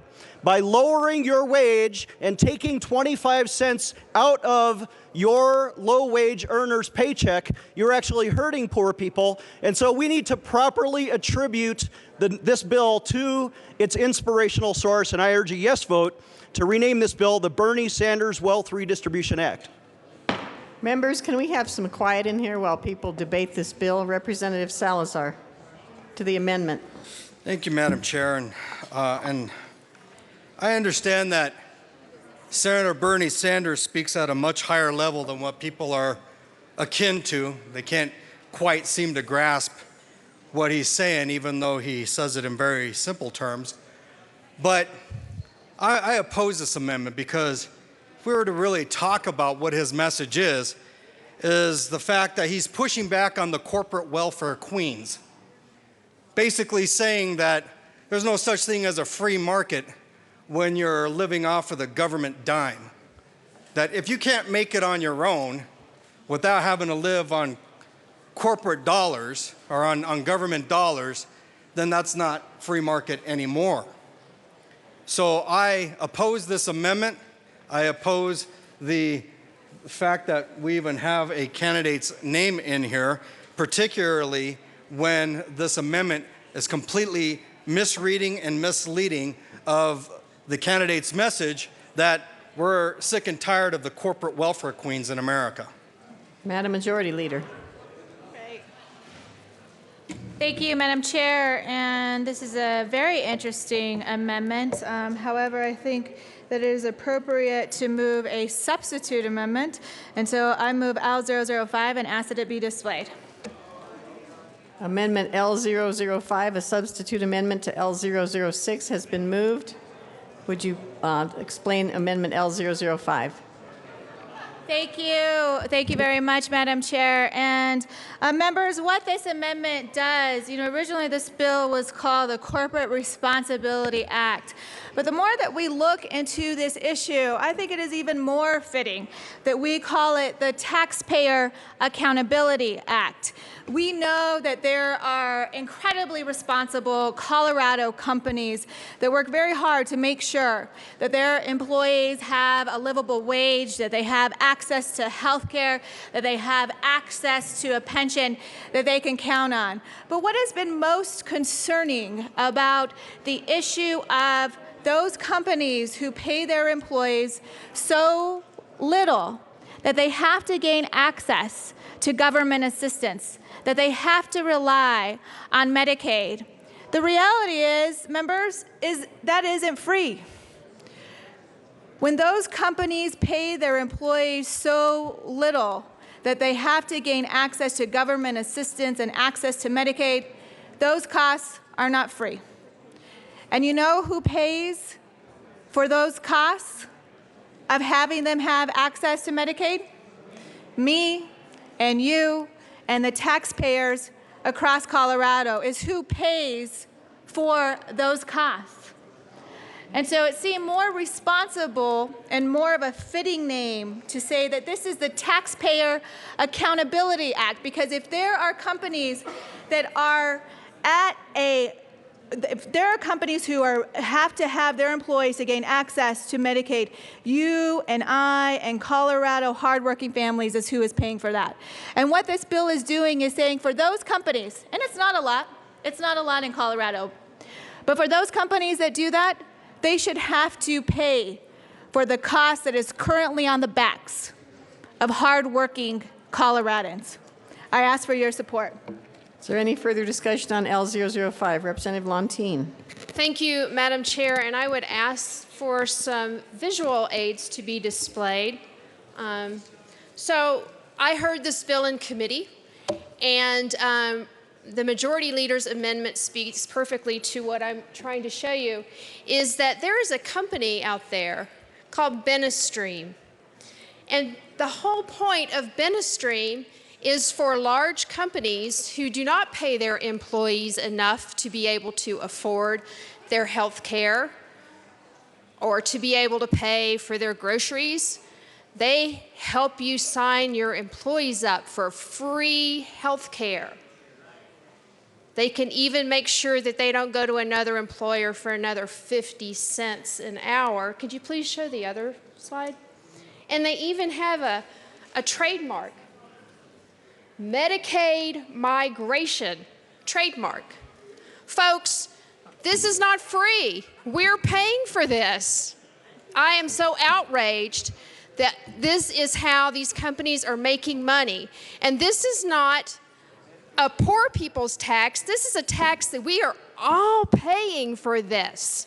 We are all paying so that these companies can move their employers to Medicaid that we all have to pay for. Please pay attention. This is important stuff. These people are not college students. These are folks who are trying to make a living for their families, These are people who are working full time. This isn't like they're trying to do part-time work to have a few extra bucks to spend on whatever. They're trying to eke out a living. And we are paying for these corporations, and we're not talking about the small businessmen. We're talking about employers of 250 employees or more. So if you want to continue with this and have companies making their profits off of your backs and mine, then I guess that's your prerogative. But as for me, I will be a yes vote on this amendment and on the bill. Madam Assistant Minority Leader. Thank you, Madam Chair. And this is a very illustrative and entertaining conversation that we're having here today. For those of you who are aware of what is actually in the ACA, you'll know that it was written to make it much easier for employers to move their employees to Medicaid. This isn't going to change that. Penalizing employers for following what was written in the ACA is not going to change that policy. So let's just be really clear. When it was written and it said, you'll have to pay this amount of a fine if your employees don't have insurance, they set that so that it was much lower than buying your employees insurance, and it would push more people onto Medicaid. So don't put this on the employers. Put this where it belongs, on the Democrats in Congress and in the Senate for passing the ACA. Sir, Representative Brown. And this is to the amendment. Thank you, Madam Chair, and I guess I am speaking to the amendment and because Representative Lontine was speaking to the amendment, and it is exactly, Obamacare has forced people to go into Medicaid. It is not the business's fault that they are doing that. Obamacare, the Affordable Care Act, and we need to look at this closely. This is a bait and switch type deal. Oh, it's not Obamacare's fault. It's the employer's fault. It's the business's fault now. And that is absolutely not true. And I don't know if we're talking about the amendment or about the bill, but okay, let's talk to the amendment then let's vote no on the amendment and no on the bill. Is there any further discussion on Amendment L005? Seeing none, the question before us is the adoption of Amendment L005. All those in favor say aye. Aye. All opposed, no? No. Amendment L005 is adopted. To the bill, Representative Becker. Thank you, Madam Chair. A number of questions came up during the discussion, and I just want to address a few of those. Members, this bill is not an assault on business. This bill is trying to address the fact that there is an assault on taxpayers. Taxpayers who are having to cover the cost of businesses not meeting their obligation by paying their employees either a living wage or providing health insurance. That's what we're getting at. We are here for the people of Colorado, and they are falling behind. That's what we're getting at. There is a statement that after this bill passes, you'll never get a raise at your business again. I'm sorry, members, but that's just not true. If you're getting paid $11.75 an hour, and a business, a large employer who falls under this act would do better to actually give you a raise than pay the fee. It actually incentivizes a raise. So if you're making $11.50 an hour and if your fee were 50 cents, then you're likely going to give the raise. So I think it actually encourages raises for low-wage employees. The question was also, does it provide better health care? The goal of the bill is not getting to better health care. The goal of the bill is to have corporations stop transferring the responsibility to the federal government and the state government for covering the health care of employees that they won't cover. That's the whole point. We have made it really easy for large employers just to transfer costs over to the state. That's you and me, folks, that are paying those bills. So for all those reasons, I think that this is a common sense way to address the fact that every taxpayer in this state is covering essentially what are wages for large employers who are not meeting their own obligation. People are not being paid a living wage, and the responsibility to make up that difference because they can't meet basic needs, they can't work enough, they can't earn enough to meet basic needs, that's falling to you and me. That's the problem we're trying to address. I ask for an aye vote. Madam Majority Leader. Thank you, Madam Chair. And the creation of the enterprise will contribute to trying to make sure that low-wage employees have access to good health care. And that should be a goal. With the expansion of Medicaid, with the expansion of the ACA, we know that business benefits from having a healthy workforce, as they should. But let's talk a little bit about the competitive disadvantage.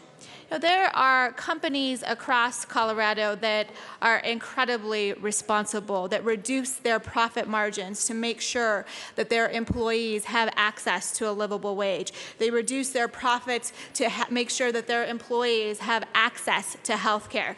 They reduce their profits to make sure that their employees have a pension that they can count on.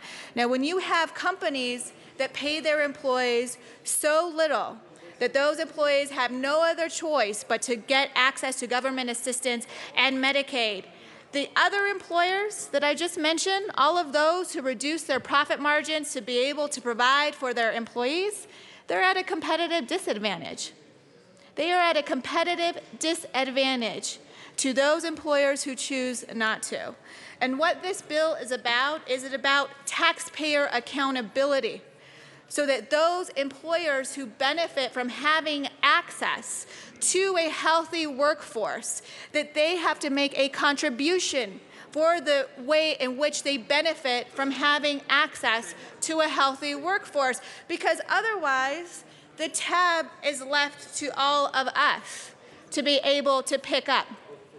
Those hardworking Coloradans who live paycheck to paycheck, who continue to try and figure out how they are going to pay for their kids to go to college, how they're going to be able to buy a home, how they're going to be able to provide for themselves and for their family. Otherwise, we are saying, hardworking Coloradan families, the tab is on you. And what we are trying to do with this bill is bring some equity for those businesses that benefit from having a healthy workforce. You know, I heard some folks come down to the well and say that this is an assault on business, and I could not disagree more. If saying that employers who pay their workers so little that they have no other choice to gain access to government assistance and Medicaid is okay, I have to ask you, who is going to stand up for the taxpayers of this state? Who is going to stand up for equity in our system? And members, that's why this bill is being brought today, and we ask for your support. Representative Buck. Thank you, Madam Chair. And members, this is an assault on businesses, and to say it's not is disingenuous. As you know, without creativity, without the employer making money, there is no distribution. So members, I got to ask you, what are you going to do for the employer? Are you going to cut their taxes? Are you going to reduce their energy costs? Are you going to reduce their payroll taxes? What are you going to do for the employer so he can try to make better for the employee? So until you start looking at what you're going to do for the employee, without the creation, they cannot distribute what is fair to them to be successful businesses. I ask for a no on this 1435. Thank you, Representative Buck. Representative Brown. Thank you, Madam Chair. And this bill is nothing more than a bill that says government knows best and you business people don't know what you're doing. That is exactly what we're doing. They say that it's an assault on taxpayers. And it is. There is an assault on taxpayers, and that assault is the Affordable Care Act. That is forcing people into Medicaid, and then we are having to pick up, the taxpayers are having to pick up the cost of that, forcing people into Medicaid. Vote no on this bill. Representative Salazar? Thank you, Madam Chair. Well, I'm a little confused here because people are saying that this is an assault on small business, and what are we going to do to help employers basically increase their profit margins? Well, this bill goes towards companies like Walmart, or not a small business. It goes towards those companies that have 250 or more employees. I would challenge any member of this General Assembly to take a look at both federal and Colorado state law and tell me where a small employer is 250 employees. They're not going to find it. I will tell you that up front. This is about those irresponsible large corporate businesses whose idea of free market means living off of the government dime. That's what this is about, which leads me to the next part of it is I'm a little confused. I'm even further confused at the fact that not just 3-4 weeks ago, we had debates on this House floor about, and as my friends on the other side of the aisle said, the exploding Medicaid rolls. And they used some other language outside of exploding. I think we heard bloating, all these other kinds of things about our Medicaid rolls, and people on the other side of the aisle being very upset about that. Well, I'm a little confused because now you're not so upset about it when it means that Walmart can make billions of dollars in profits by having their employees sign up for Medicaid. So I'm just trying to figure out which side of the bread is it buttered on. Are you upset with the bloating Medicaid rolls, the exploding Medicaid rolls, or are you not? Which one is it? Because this bill here says, look, if you're going to conduct business in the state of Colorado and you're going to pay your employees such a minimal amount that you even set up shops within your business to get them on Medicaid so that way you can continue your massive profits, well then you're going to pay the state of Colorado back. You're going to pay the taxpayers back for the bloating, exploding Medicaid rolls. And I'm still trying to figure out from somebody if that's part of the free market system.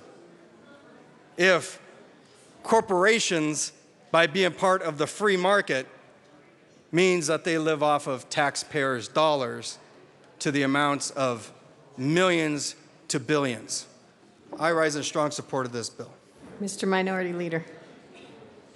Thank you, Madam Chair. Which, Representative Salazar, you actually bring me back to a question that I've tried to get answered for many, many, many years. And that question is, why are businesses in the first place responsible for providing health insurance? Why, if it's, well, it's a burden for health insurance, okay, car insurance is a burden, so why not start forcing businesses to cover car insurance? Well, rent or mortgage is a cost, so why don't we start making businesses provide housing for all of their employees? The reality is, health insurance started being offered by companies many, many, many years ago as a benefit. As if you come work for me, I will offer you this, and that employer won't.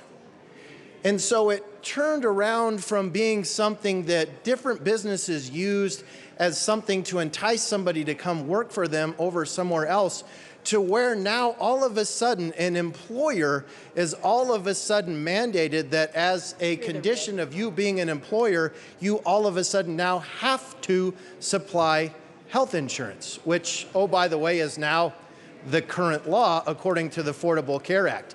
So regardless of whether or not we even think that, it is the law.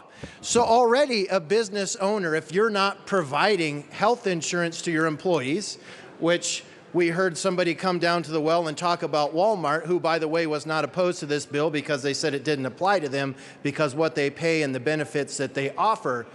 But these businesses, if you don't follow the law, which is to provide health insurance, you already have to pay a fine to the federal government. I'm still waiting for the questions that answers to the questions I asked earlier. I won't state all of the questions again, but just some of them. We heard again wage inequality and wage stagnation. And yes, we heard a scenario, and I 100% agree with the sponsor that said, if you pay your employees $11.75 or $11.50, and that's why I said, if you pay $11.01 or more, this won't apply to you because yes, you'll just give your employees a raise. But if you're making $9 or $10 an hour, it's cheaper for me to go back through and pay the buck per hour than to give the employee a raise. So you're right, the 1101 on up folks will get a raise. I guarantee those people will get a raise. But there's nobody, if you're paying your people, let's say $9.50 an hour, are you gonna go pay a buck per hour and then turn around and then give a raise to those employees? You just cannot afford that. I know some people here like to think that businesses have an endless supply of cash and that they're Scrooge McDuck and somehow every business has this safe in the back of their business and they go there every night and they hoo-ha and dive into this pile of cash. I get it. That's what some people think all businesses are. But there's a lot of businesses that are barely struggling to keep their doors open, that are struggling to get by. I would seem to think Sports Authority probably didn't pay all of its people $12 an hour. They're filing bankruptcy.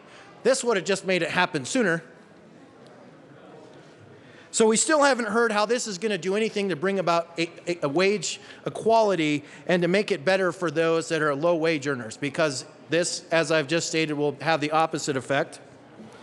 What will this do to provide better health insurance? Well, we heard said, well, the money will go to help expand access. Okay. What does that actually mean? What are they going to actually do to help provide access? Next question is, why $12 an hour?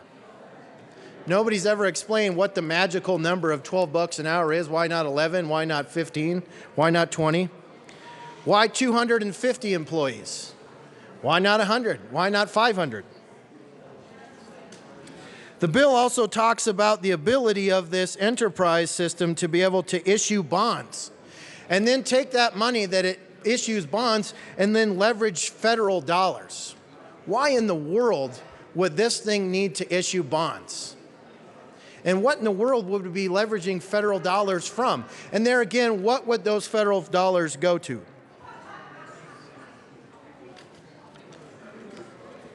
Members, can we be a little quiet? We have an important bill and an important member talking down here, and it's getting very loud again. Thank you, Madam Chair. I don't know if I'm an important member. I'm just one of 65 that has questions. But the other questions I have too is, here's some technical ones. Let's say there's thousands and thousands of high school kids in our state of Colorado right now that would be considered low-wage employees. My teenagers all work at different places and they all make less than $12 an hour. They're teenagers. That's probably appropriate. But I provide them health insurance. But if this passed, their employers would now have to pay a fine because they don't supply health insurance to my 3 teenagers. I do. But now that employer is now going to have to pay a buck per hour for every hour that my high school student works. But because of no fault of their own, I provide them the health insurance and that business doesn't. So guess what's going to happen? The 15 or 20 hours a week that my high school student's getting right now, hopefully they'll still employ him after this passes. Probably not. but chances are that they'll probably cut their hours. And yes, my sons or daughters, when they're out there working extremely hard, making $9 an hour, and they go to that boss and ask for a raise, they won't get it. What if my wife is working at another business and she's got a part-time job and she's making 10 or 11 bucks an hour? She's covered under my health insurance. There again, their employer is going to pay a fine. As an employer, I offer health insurance to all of my employees. But guess what, members? I have 75% of them that don't want it. I offer that to them and they say, no, I don't want it. I even bring them a form and they consciously check a box and sign that say they do not want the health insurance. And now guess what? If I have over 250 employees, I'm also going to be paying a fine for an employee making a decision that they don't want the health insurance. So I'm trying to do the right thing, and guess what? I'm still getting fined.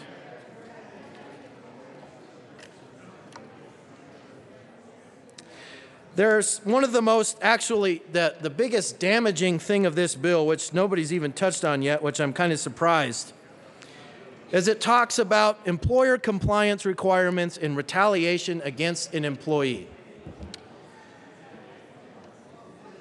Members, this says, and I will quote so I don't misinterpret this, low-wage employees, you cannot discharge a low-wage employee within 90 days after this effective date. This bill raises rebuttable presumption, which means that if I fire somebody within those 90 days, it is presumed that I got rid of that employee because I didn't want to have to pay this fine. This bill automatically basically gives a 90-day free pass for every employee in the state of Colorado that makes under 12 bucks an hour to do whatever the heck they want to, and an employer cannot get rid of them.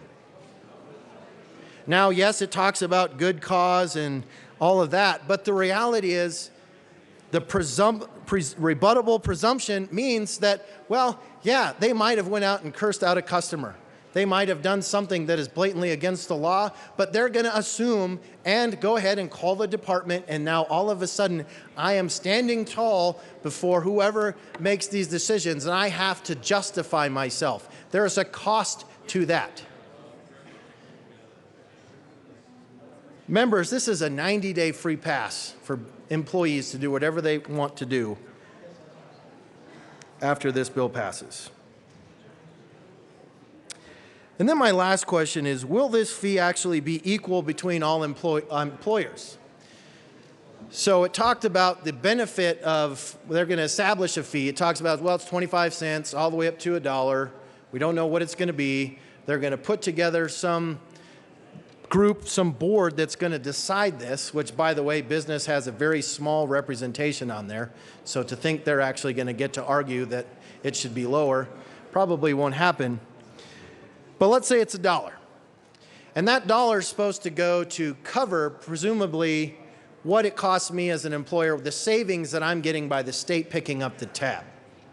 Well, I think it could be argued that if you're an employer paying 11 bucks an hour versus an employer that's paying, let's say, $8.50 per hour, the tab that the state's picking up could be different for different employers, depending on what kind of business that you have. Will this fee be equal amongst all employees, or will this be a sliding scale, depending on what you pay, how much you actually have to pay? So there again, there was 8 more questions that I would love to see answered today, and along with the original 3 of what does this actually do to bring about wage equality, help with wage stagnation when all of a sudden people under 1101 won't get a raise. And again, what is this money actually going to go do? We heard it's going to help provide access. Well, what does that even envision that being? And with that, I urge a no vote on 1435. Representative Brown. Thank you, Madam Chair. And just a minute ago, we heard that Walmart is the reason that we've increased our Medicaid folks that are on Medicaid. They're the reason. Let me ask a question. Did Walmart set the eligibility standards for Medicaid? Absolutely not. You know, today we've had some grandstanding to say that we are protecting the taxpayers. That's absolutely not true. That is not true with this bill, and I ask that you vote no on this bill, on House Bill 1435. Representative Humphrey. Thank you, Madam Chair, and I rise in opposition to this bill. We heard this in committee, and you know, I think clearly what we've got here is of course the formula for the Tabor end run, which is the enterprise and a fee. That's pretty standard. I think it's very troubling that we come up with this number, as the minority leader pointed out, of $12 when we've seen bills over the last few sessions trying to fix a minimum wage that was even higher than that. So, you know, if hypothetically this bill was able to make it through the General Assembly and it became law, and then one of these bills for increasing the minimum wage were to pass, then you know, we'd really be kind of stuck, because what we're having to do here and what this bill is really about is trying to backfill the general fund after Medicaid expansion, which is slowly, increasingly eating up our general fund budget. And this is an attempt in part to remedy that problem, increasing revenue on the backs of our businesses in Colorado. And I think that's a very troubling notion.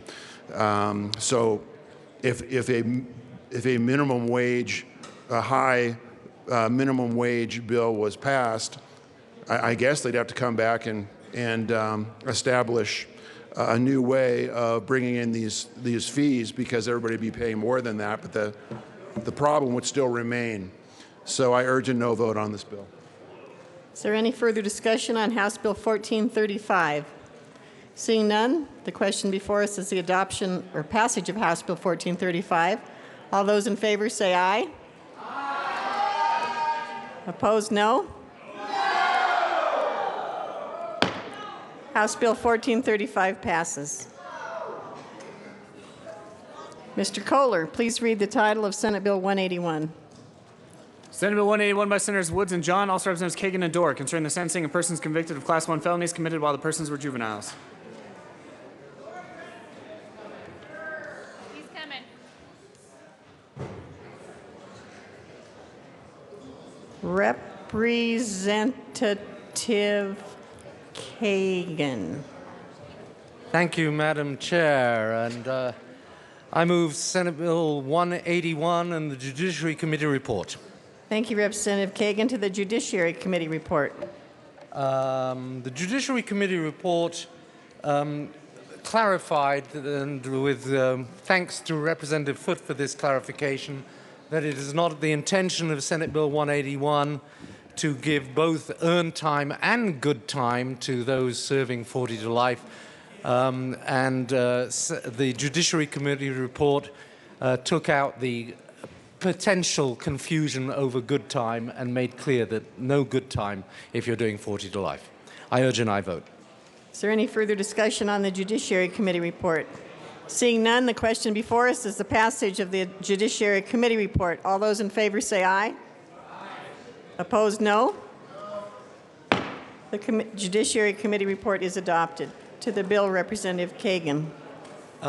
Thank you, Madam Chair. And members, this measure deals with juveniles who are sentenced to life without parole and were sentenced to that sentence, die in prison, without a sentencing hearing because it was mandatory. That was the only sentence the judge could dispense in these cases between 1990 and 2006. This bill seeks to address the fact that those sentences, when imposed mandatorily, have been declared by the United States Supreme Court to be cruel and unusual punishment in violation of the Eighth Amendment. We failed to do anything about that last year, and the matter went to the Supreme Court of Colorado.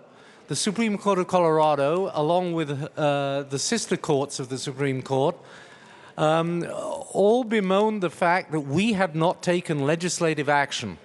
And they said, well, we'll have to put in a judicial fix in what is really the legislature's province. And so we'll say what the sentence should be for these guys, and we declare it's not retroactive. So it only applies to the people on direct appeal. Then that went to the U.S. Supreme Court, and the U.S. Supreme Court said, no, it is retroactive, which only underscores the need for us to take action.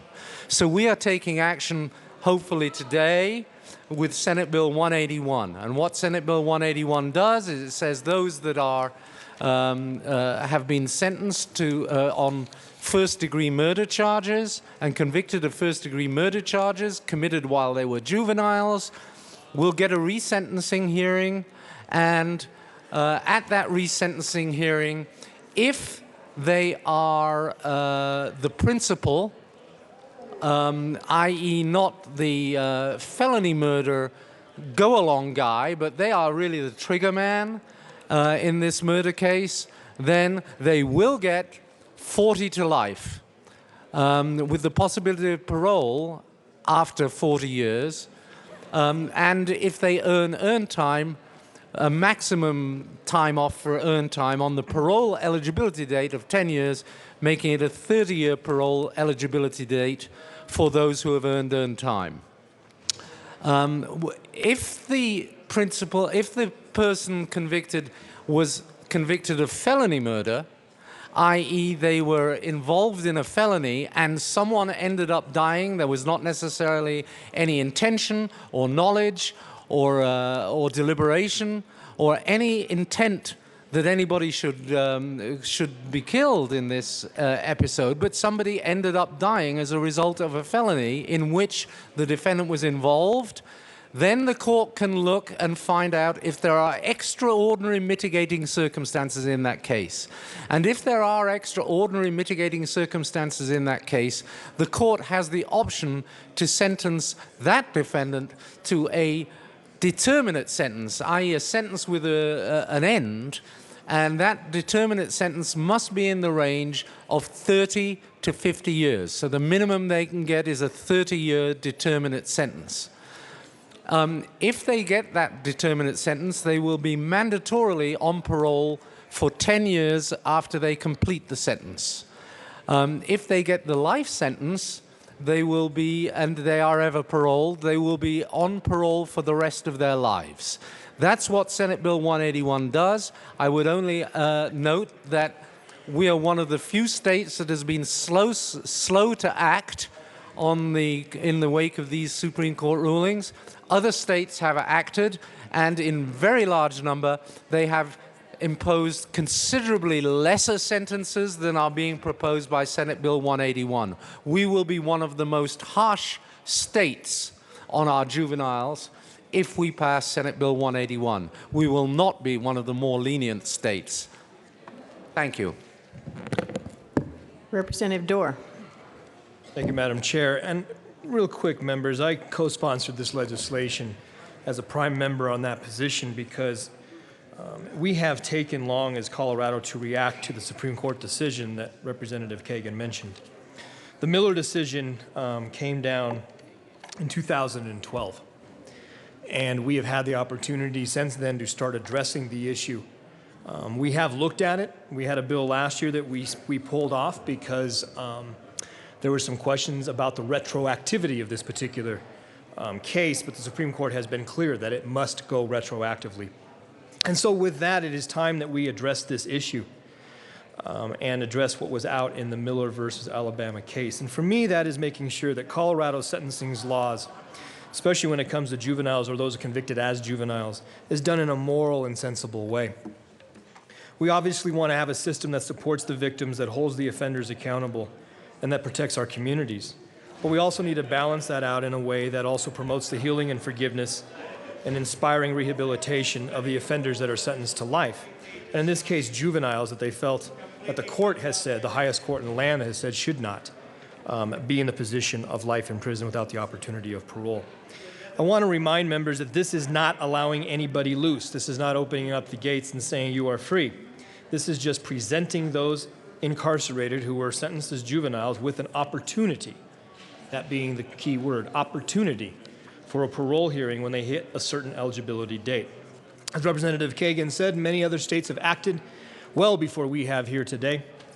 In Wyoming, for instance, their eligibility for parole is a 25 calendar year, no good time added.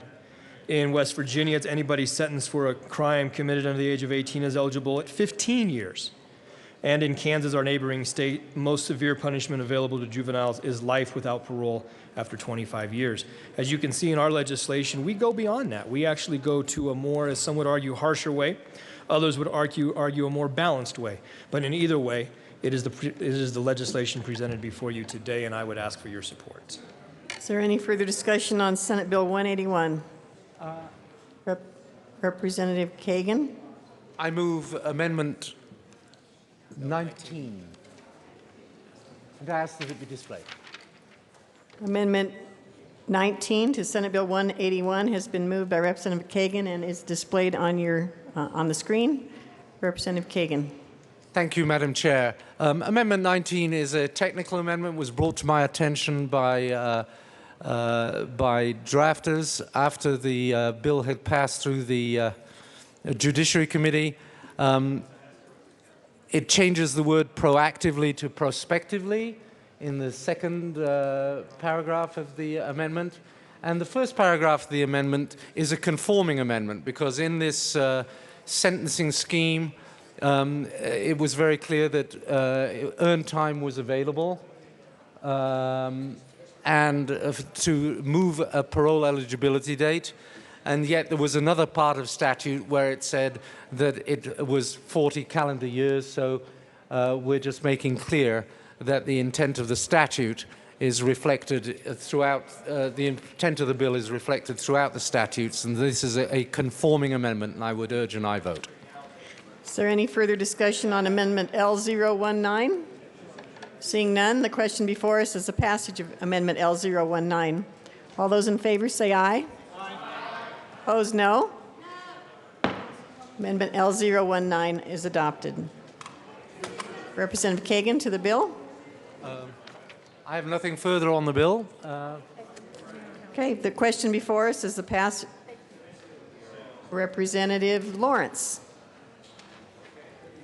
Madam Assistant Minority Leader. Thank you, Madam Chair. We heard this in Judiciary Committee, and there were a few of us who voted no on this bill, and I have a couple of questions. One of them for the sponsors is, why was CCJJ not brought into this discussion on such an important policy? Representative Kagan.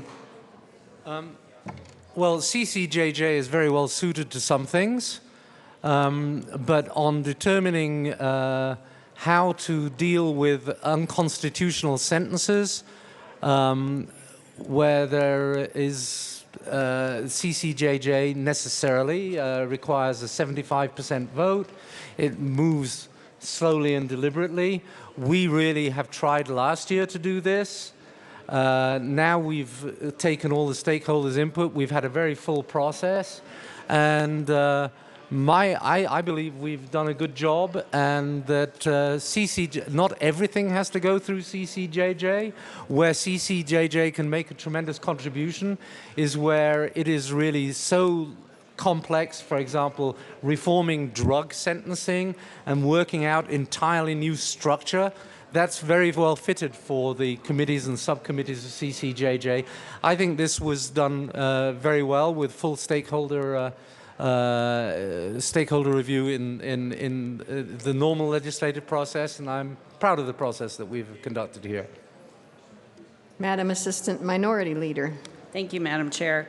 Well, I just found it very interesting that in a lot of cases where we're dealing with complex legal matters, we always refer to CCJJ, and yet in this one, they were not involved in the process, and they have members from every perspective that would have been very good to hear from on this particular bill. and this change in sentencing. And my understanding, and we all know I'm not an attorney and I don't play one on TV, these juveniles are already eligible for individualized resentencing based on the cases that were referenced by the bill sponsors. Why are we making these blanket changes to address these juvenile offenders and then adding earned time to that? I mean, to me, that just seems like, if you want to be honest and say, we don't want to sentence him to 40 years, we want a shorter sentence, then just come out and say that. Why are we doing the life with eligibility at 40, but earned time, which takes it down to 30 years, determinate sentence at 30, which takes it down to 22 and a half? To me, this is just much more complicated than it needed to be.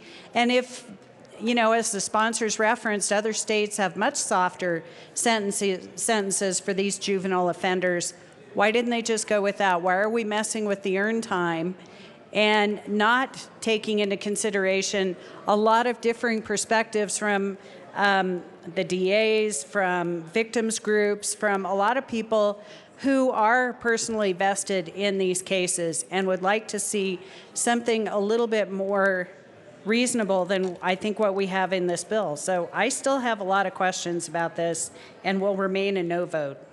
Representative Garnett. Thank you, Madam Chair.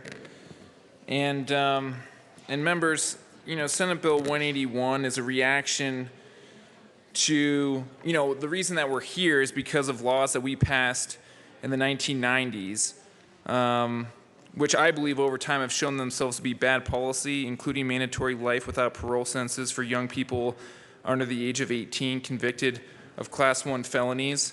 Senate Bill 181 is the first step to meaningful reform of bad policy, but this bill represents a beginning, not the end, of efforts to restore principles of fairness and proportionality and judicial discretion to sentencing of juveniles.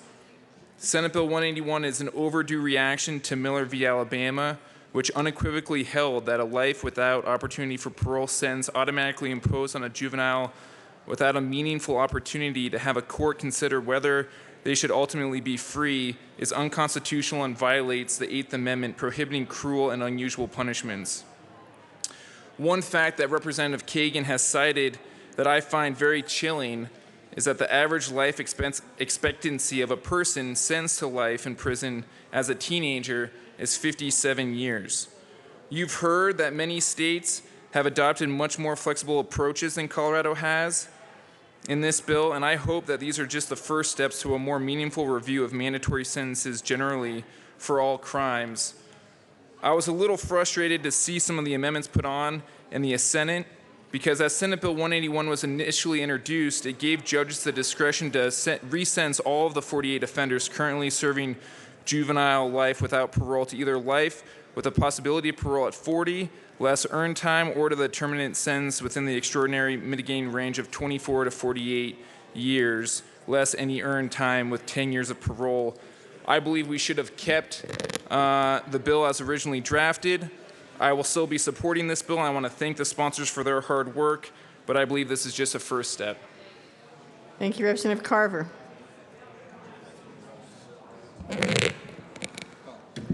Thank you, Madam Chair.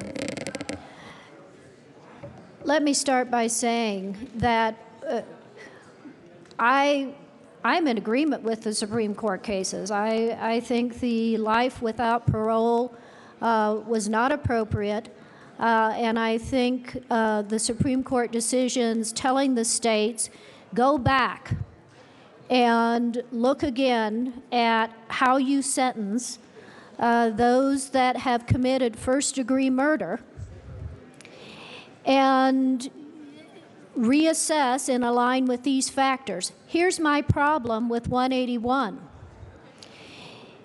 It's not even the 40 years. I could have gone with 30 years, but it is the process. It is the process in 181 that is imposing unnecessary emotional pain on the families of those who were murdered. And let me explain why I feel that way. The process that's spelled out in 181 sets out two categories. The first category is those who committed murder in the first degree, who were the principals, the shooter, the stabber, the one who strangled. And for that individual, 181 says life without parole, or life with parole being considered at 40 years minus earned time. Colleagues, when you are applying this rule retroactively, to assess earned time is an illusion. Earned time has meaning when you are doing it prospectively, because earned time takes into account, did they violate rules? Did they participate in programs, et cetera, et cetera?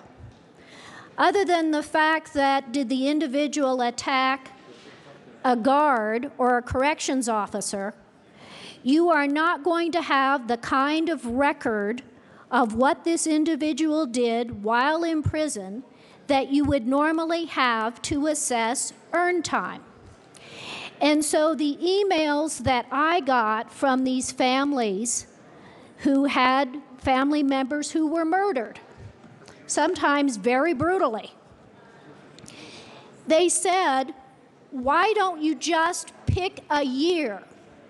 Give us a flat year, 30 years, 35 years, so that we know what year the person who killed my son will be coming up for parole. Do not put us through this emotional pain of this indeterminate range of possibilities, especially when, in this case, earned time is mostly an illusionary set of criteria or information anyway. What is the point of that? And I guess finally, and I have the greatest respect for my colleagues, Representative Kagan and Representative Dorr. But the victims groups, both in their emails to me and in testimony in front of Judiciary Committee, said, you know, we were very disappointed that in putting this bill together, yes, we were handed what the bill was going to be at the very end of the process, but we had no meaningful input to give our views, our perspective, a way to go forward in line with the Supreme Court cases that would take into account the loss that we suffered and continue to suffer.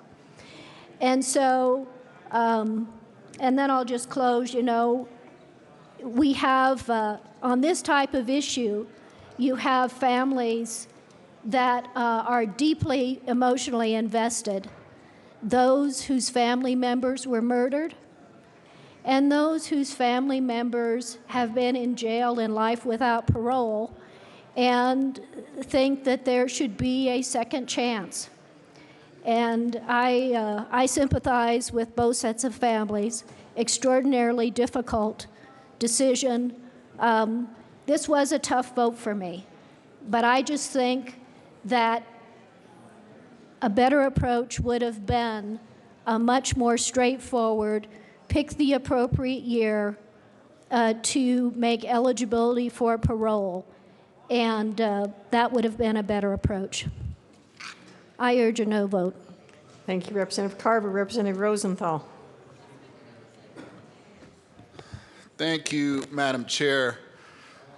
You know, I agree with Representative Carver. This is one of the more difficult bills, I believe, that we're going to be hearing this session because of the content, because of the very difficult circumstances that are underpinning the reason why we have this bill. But this is something that I feel very passionate about. This is an issue I've worked a long time on. I actually lobbied for a couple years for a nonprofit on this issue from 2004 to 2006. And I worked with then Representative Lynn Heffley, who is a Republican from Colorado Springs. As you may recall, her husband was the congressman down there. And so this issue has been before us for quite some time. This is not new. And there have been many baby steps along the way, but never a bill such as this that has garnered enough support to really go through that would really address the issue. And then also in the meantime, as was mentioned before, there have been a number of Supreme Court cases that have been systematically gone over the years, which have addressed this issue, and in my belief, completely and entirely, to allow for this bill to have the strongest basis that it possibly can. But the fundamental principle that I base my support for this bill, and I'm very strong support of this bill, is that no youth should have a longer sentence than an adult for a similar crime. And in the case of these juveniles serving life without parole, that is the case. These now adults, but then juveniles, are getting a longer sentence than an adult. And the court said in its decisions very clearly that juveniles do not have the same mental capacity as an adult. And I think any of you with children know that. Me as a teacher knows that. They sound perfectly reasonable, and then they go off and do something nuts. Why? Because they do not have the same prefrontal cortex, and the court also cited that. They do not have the same mental capacity, the same physical mental capacity as an adult. So members, ever since that I also did the lobbying on this issue, I've been on, since 2005, I've been on the Denver Community Corrections Board. So for those of you who know what that is, it's basically, or don't know what it is, it's basically like a board of parole. So we review prison inmate records, and we decide as a board, complete board, diverse board, 21 members, folks from the Department of Corrections, parole, probation, the Denver County Jail, victims groups, citizen members, prosecutor, defense attorneys. We decide whether this case is whether this person is a fit for community corrections to go to a halfway house in Denver. Now, obviously, the number one criteria is to make sure that the public safety is kept in mind. In those many years, 11 years that I've been on this Community Corrections Board, and by the way, all of our seats are in those judicial districts, so all of your judicial districts should have these halfway houses.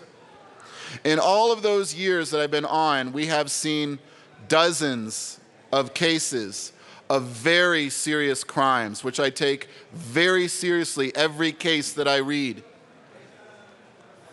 And members, I can tell you that a number of these cases are as serious. I won't say worse, because once you have cases like this, it's not a matter of worse, it's a matter of as bad as the ones that we're talking about today. And yet, many of these cases of adults tried as adults have gotten lower sentences. They've pled to a second degree, or they've been convicted to a second degree murder case. And they return to a halfway house and then are paroled in the community with no recidivism to my knowledge. I think that is a critical point to make about this bill, that these juveniles are serving longer sentences for similar crimes as committed by an adult, and the adults are able, in many cases, to get parole. And that is unfair, and the court said so. I'll end, members, sort of on a personal note. I believe in walking the walk and not just talking the talk. In this session, one of the former juvenile lifers who was given clemency by Governor Ritter, I had lunch with him, and I looked at him and I'm like, you know, this now 40-some-odd-year-old, he's now in the community. He wants to do something productive. And I thought, you know, I'll give him a chance. So I actually brought him into my office, and he's now one of my interns. And he is productive. He is enthusiastic. He is polite. He has abided by all of the rules and regulations of the Capitol. And I think that just sort of typifies that they're of us. They left our society, and they need to come back in an orderly fashion as appropriate, as delineated by this bill. So I urge a yes vote because I believe that this bill does justice. It's not necessarily pretty, but it does justice. And therefore I ask for an aye vote. Thank you. Representative Salazar. Thank you, Madam Chair. So, you know, sitting on Judiciary, we hear an awful lot about the CCJJ. And we do get some really good bills from them. The past 3 years, 4 years that I've been on Judiciary, we've had some really good bills. But things have to pass out of CCJJ by 75%. And not everything makes it out of CCJJ. In fact, some of the more contentious issues stay stuck in the mud at CCJJ. So therefore, we have to act. We don't have to do anything with CCJJ. We created them. They did not create us.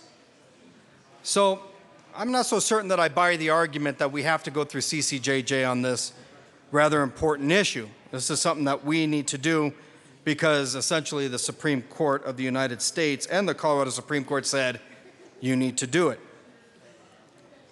But I do share in the concern of my colleagues on the other side of the aisle about this whole issue of earned time. But I want to point something out to you, that in the Department of Corrections, adults are able to earn time. In fact, it's even a department rule. They get to earn time. So this whole idea about, well, why do we have in the bill a scheme of earned time? It's because we have to. You cannot say that this bill, which addresses life without parole for juveniles, should exclude earned time because adults earn it. If we were to do that, if we were to exclude earned time from this bill, well, now we got an equal protection problem, and we might have a due process problem. And earned time is not some arbitrary thing. It's actually spelled out in the department rules. They're going to be able to retroactively look at earned time. We know that because they keep track of everything. They keep track of when an inmate has gotten in trouble. They keep track of when an inmate has done good. They keep track of everything. How do I know that? Because they have a voluminous amount of rules that they follow. So it's not true that they're going to have to create something out of the air. They're just going to have to go back and look at it. I will say that I do have a problem with the sentencing scheme of 30 to 50 years and 40 years, then you're able to look at parole. And I have a problem with that because let's say that you were convicted when you were 17 years old. It is entirely possible that you will not get parole until you're 57 or older. And that's something that the Supreme Court of the United States admonished us not to do. Do not take away the lives of juveniles by this over-sentencing. We know that the lifespan of prisoners is about 60 years. And the Supreme Court was very adamant by saying, do not do life sentences.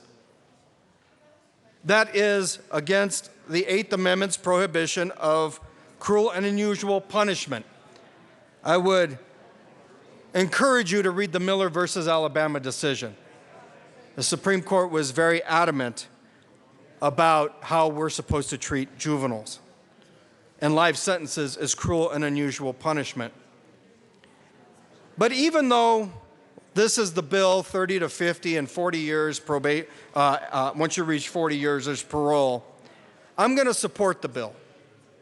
I'm going to support it because it's trying to fix what Miller versus Alabama has required us to fix. I don't think it goes far enough. I think that we should take a look at the other states that do about 15 years to 20 years. That seems to hit the mark a little bit better for me. And the reason why is for this, and I'm going to read directly from the Supreme Court.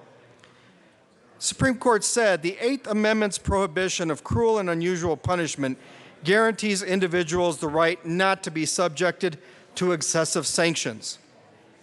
And we review that concept less through a historical prism than according to the evolving standards of decency that mark the progress of a maturing society.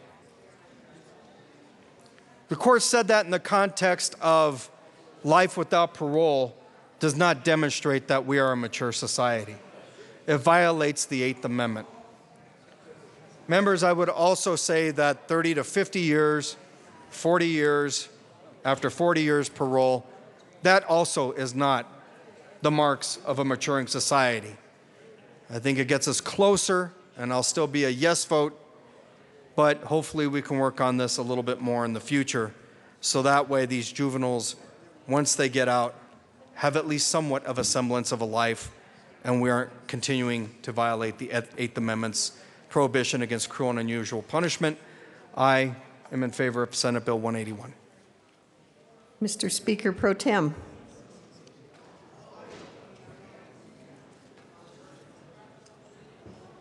Thank you, Madam Chair. And I know the judiciary did a full vetting of this bill, and far be it from me to opine with any new judicial or legal knowledge, and so I'm not.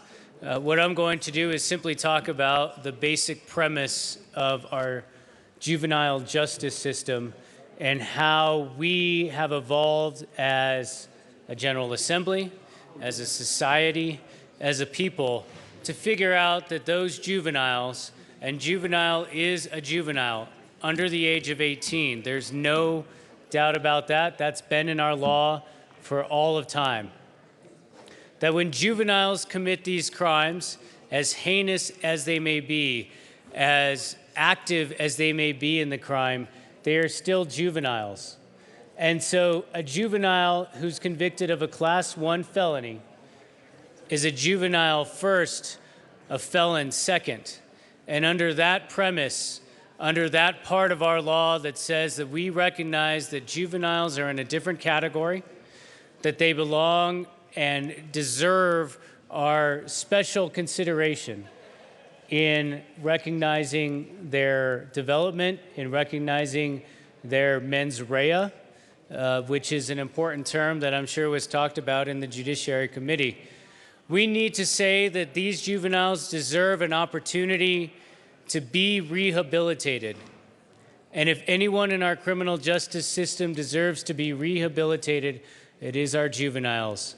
And when I say juveniles, I mean our teenagers, our youth, those who have made a mistake but have the opportunity to remedy that mistake through not 1 year or 5 years or 10, but 20 and 30 years behind bars. And now we are saying, let's give them an opportunity to rehabilitate. So I strongly support Senate Bill 181, and I come down here as someone who has been involved in these debates, who has frankly been on the other side of these debates many times, but out of an abundance of caution and on balance, I think we have to recognize these folks for what they are, which is juvenile felons, which deserve an entirely different consideration. Ask for an aye vote. Thank you. Representative Melton.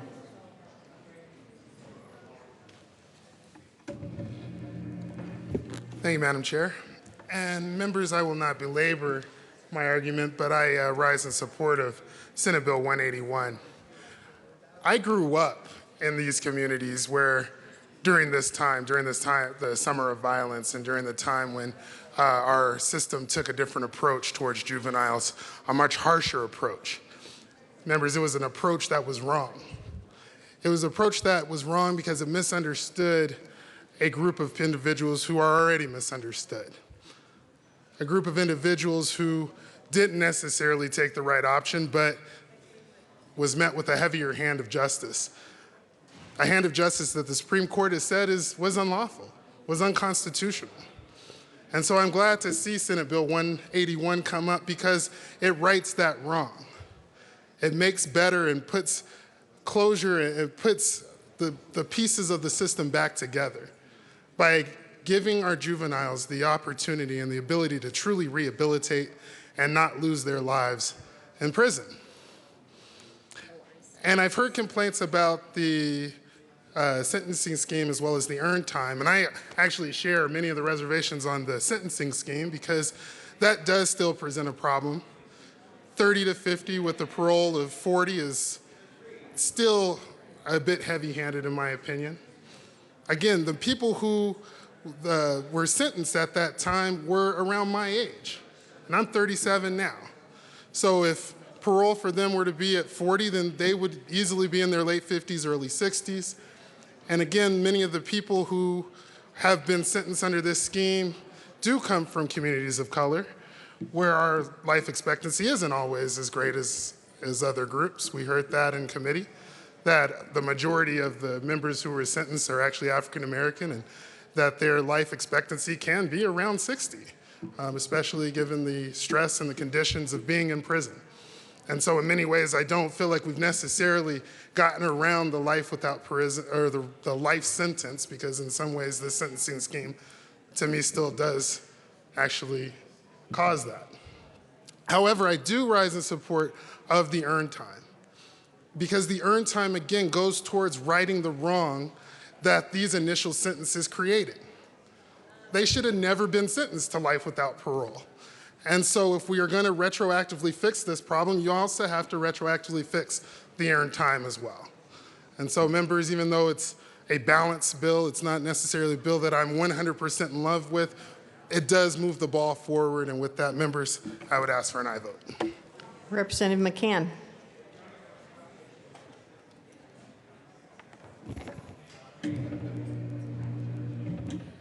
Thank you, Madam Chair. I also rise in support of this bill. There are a couple of reasons I think this is important. As has been mentioned, sentencing juveniles to life without the possibility of parole has been found unconstitutional. And what the bill does is allow those who are in that situation in the certain given time period to be able to go to a judge and present why they should be resentenced. It is not releasing them automatically, but allowing them to be resentenced under the parameters of this bill. And as we know, juvenile brains are not fully developed, and although many of these crimes are heinous crimes, these are the factors that a judge will take into consideration when resentencing. The other thing that I do like about the bill is the earned time, and I know Representative Carver talked about the fact that this is moving forward. It's hard to look back and give credit for earned time. But the point is, if these young people have behaved well in prison, if they've gone to their classes, if they've not committed any offenses in prison, they should be given credit for that. They should be rewarded for that. And going forward, this is a real motivation for young people to behave well in prison and to rehabilitate themselves. It's a tool that the department values very highly because it does encourage good behavior in prison and also earning, doing jobs. You get your earned time by doing a job or by going to classes. So all of this is designed to encourage those young people to make changes in their lives and make better choices. As has been mentioned, it may not be the perfect bill, but it's definitely moving us in the right direction to provide fairness and due process to these young people. So I urge an aye vote. Representative Fields. Thank you, Madam Chair. And I'm standing here as a crime victim, and I'm speaking on behalf of crime victims because I have also heard from them as it relates to this bill, Senate Bill 181. And one of the things that they have shared with me is that there's no redo on murder. There's no earned time for that loved one that they lost due to that murder. So when you think about those families that have been impacted by murder, that the family that they know is never the same. So if there was going to be some aspirations of having grandkids, there's no redo. That's over. There will not be any grandkids. If there's murder, there's not going to be that wedding that you anticipated. That's robbed from you as well. So as we think about this bill, I don't want us to lose sight of victims. They play an important role in what we're doing today as well. And what they have shared with me is they felt like they were not considered at all as it relates to this legislation. They felt like they weren't at the table. They didn't give a chance to have their input. The only input they had was really coming into the hearing and sharing their stories. And some of those stories, you guys heard them. I'm quite sure it was difficult to hear those stories. I saw them as they left. They were crying, they were hurt, not knowing what the outcome is going to be as it relates to the person that committed that heinous crime against their loved one. They shared with me about not knowing is there any truth in justice? Is there any truth in sentencing? It's confusing. It's hard for them to comprehend and understand the math. I just had Representative Kagan explain to me the formula, but it took some time where he sat down and we did a one-on-one explaining the formula. And we need to make sure that we take that time with victims because this is not an easy thing to tolerate. Representative Carver. Thank you, Madam Chair. I wasn't going to speak again, but some of the comments that were made, I think, are not accurate. Colleagues, in 2006, Colorado passed a law that said that those that commit first-degree murder face life with the parole at 40 years, no earned time. There was a statement made by one of my esteemed colleagues that all of these cases involve a calculation of earned time. Not so. In 2006, Colorado acted to end life without parole for juveniles convicted of first-degree murder. And Colorado in 2006 said, no longer will we sentence these juveniles to life without parole. It is life with the possibility of parole at 40 years, no earned time. No earned time. That is the law on the books that has applied to juveniles committing first-degree murder since 2006. So what are we talking about here in 181? We are talking about juveniles convicted of first-degree murder basically within a 10-year time frame, 1996 to 2006, because the Supreme Court said, the Supreme Court in Miller said, life without parole for juveniles for first-degree murder violates the 8th Amendment prohibition against cruel and unusual punishment.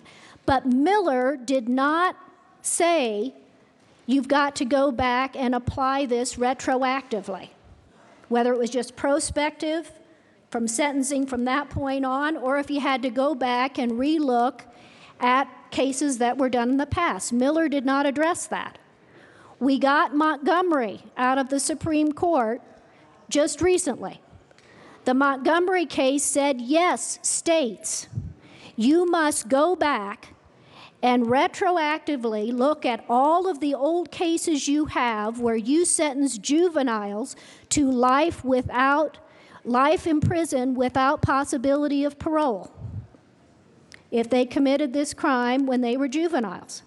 We have 48 individuals in the state of Colorado, roughly between the years of 1996 and 2006, who committed first-degree murder and were sentenced to life in prison without possibility of parole. So that is the group that 181 is addressing, because we have to resentence.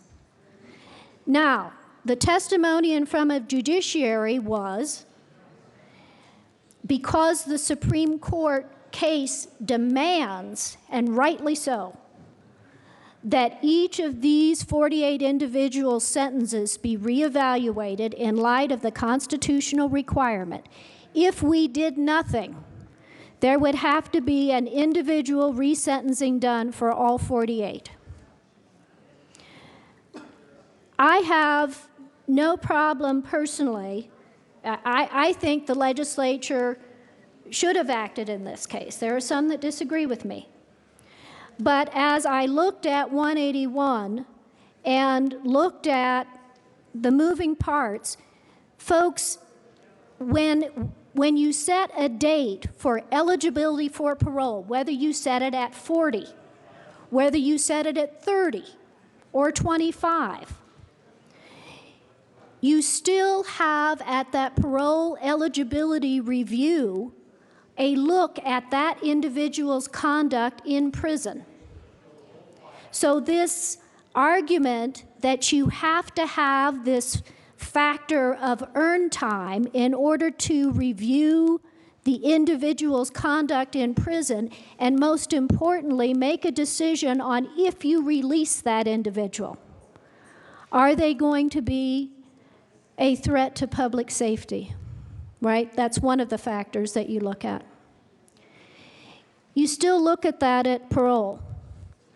But with adding in this earned time factor of up to 25%, it's that uncertainty that now you're introducing into when these individuals will come up for parole that is so upsetting to these families who always before had a date certain of when that parole eligibility date was. Those families who lost family members after 2006, when a juvenile murdered one of their family members, they knew, because Colorado law that we changed in 2006 said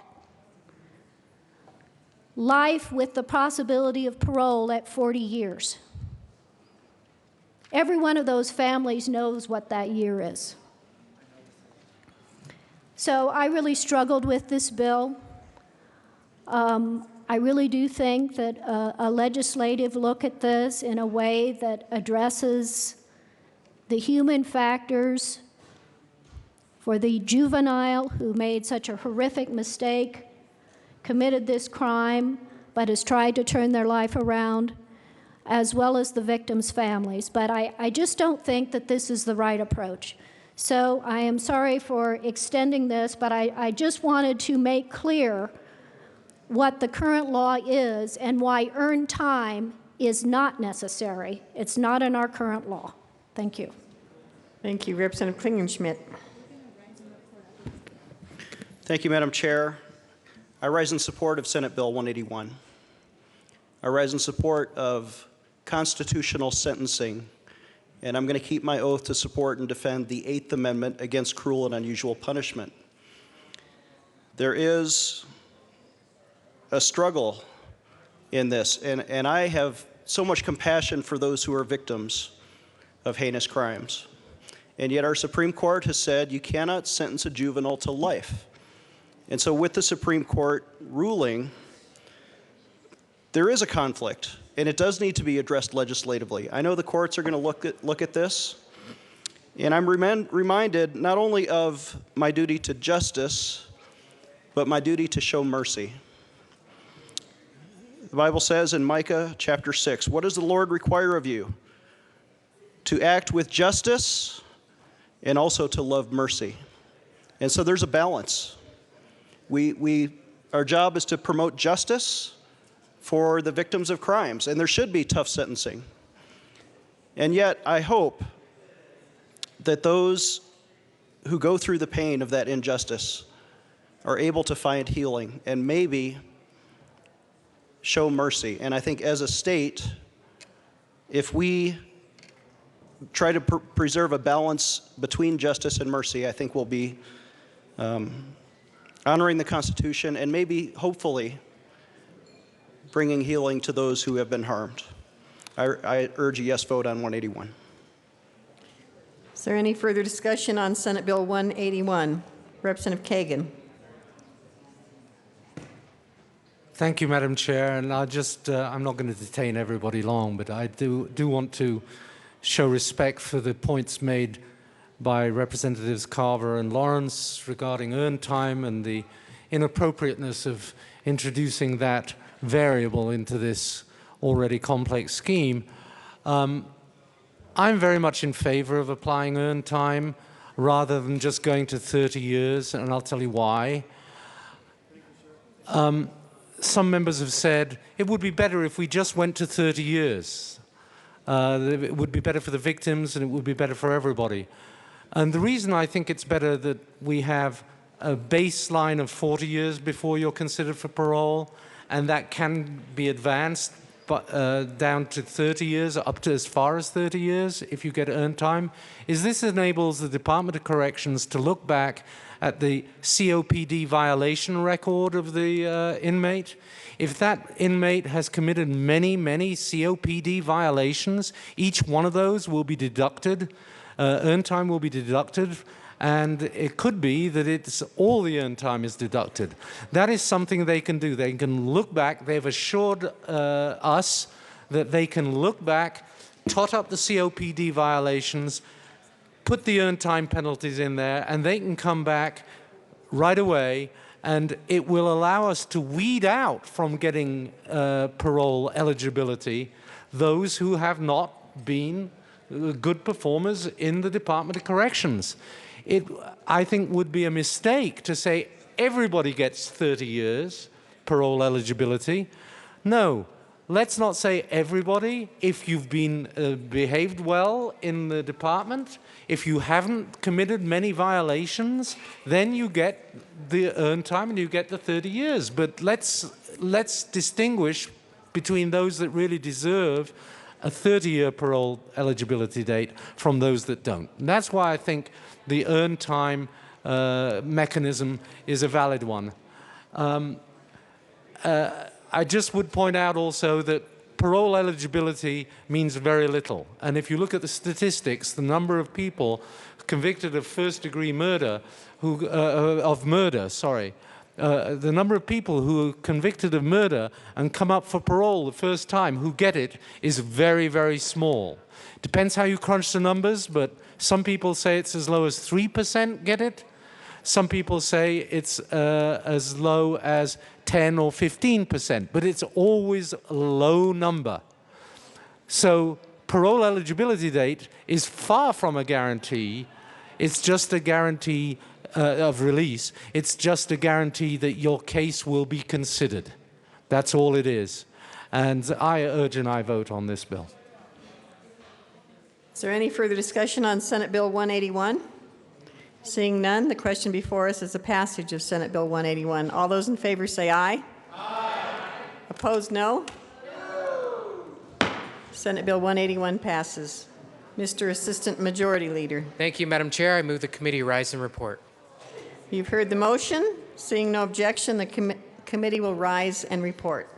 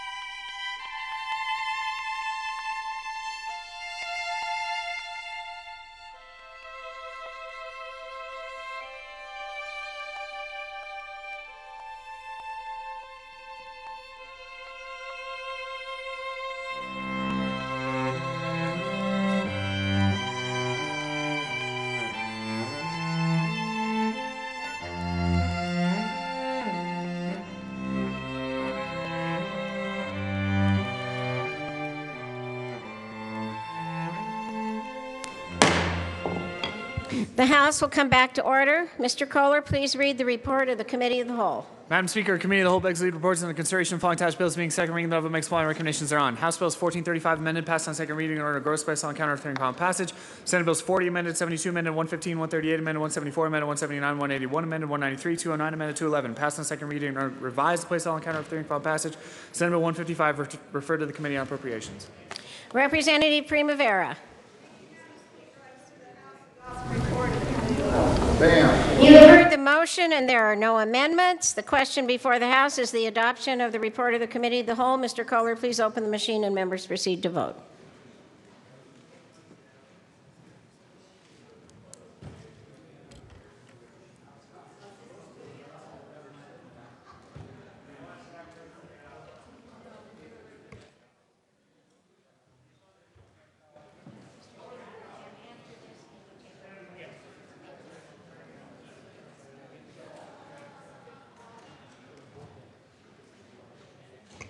Close the machine. With 62 ayes, 3 noes, and no excuse, the report of the Committee of the Whole is adopted.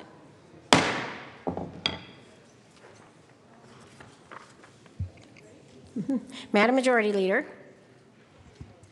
Thank you, Madam Speaker. I move to suspend Rule 36D for immediate consideration of Senate amendments to House bills for the following bills. So members, please listen up.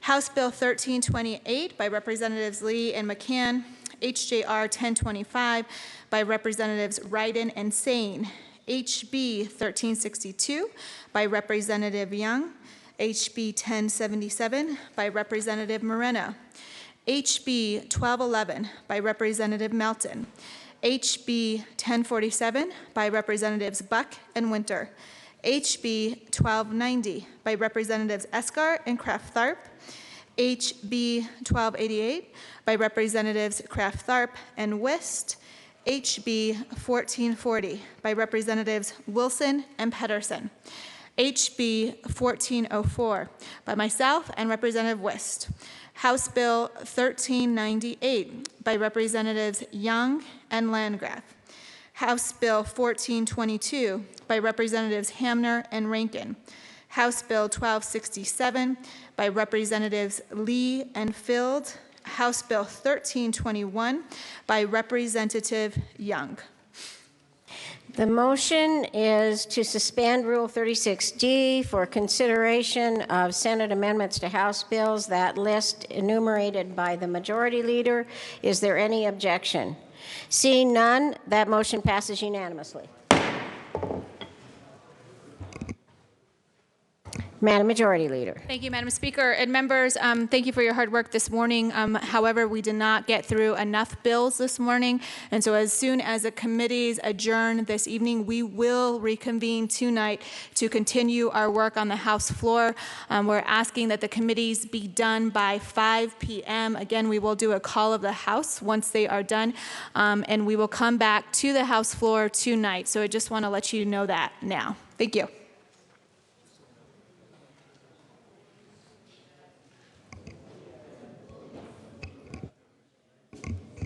Mr. Kohler, please read the title of House Bill 1328. House Bill 1328, Representatives Lee and McCann, also Senators Lambert and Lundberg, concerning statutory provisions related to the use of seclusion on individuals in connection with making appropriation. Representative McCann. Thank you, Mr. Speaker Pro Tem. Well, unfortunately, we would have to move to concur with the Senate amendments to House Bill 1328. Okay, that is a motion to concur with Senate amendments to House Bill 1328. Please explain the amendments. Thank you, Mr. Speaker Pro Tem. So the Senate Finance Committee amended the bill to remove new reporting requirements for use of administrative segregation.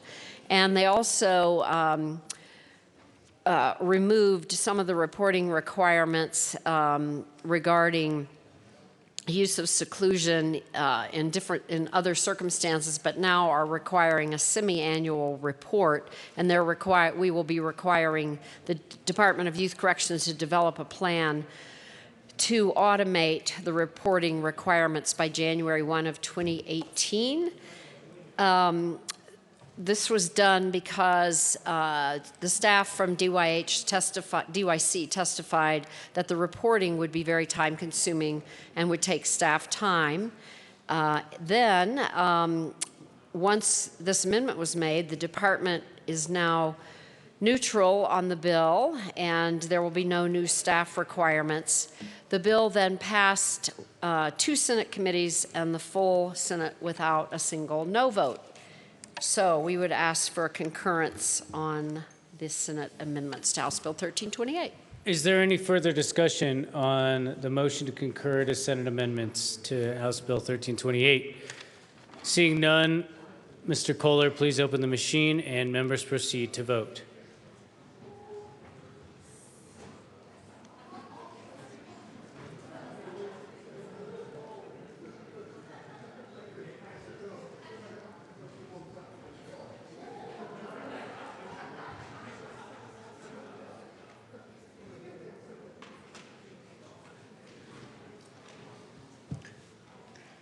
Representative Kraft-Tharp and Representative Wilson.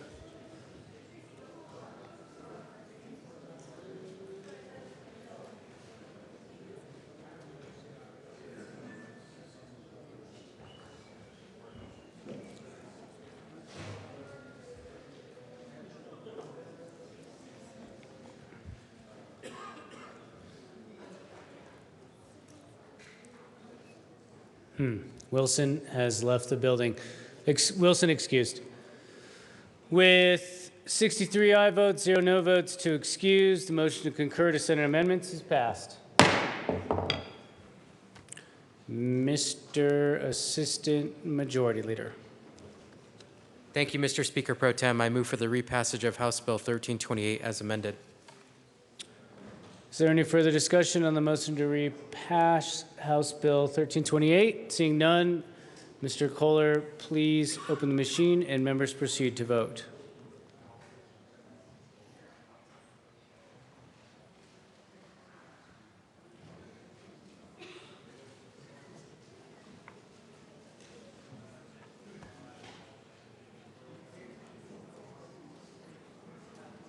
There's Representative Wilson.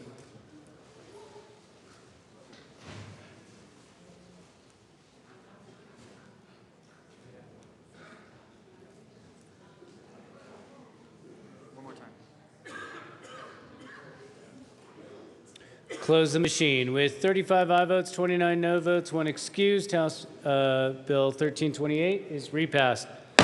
Co-sponsors.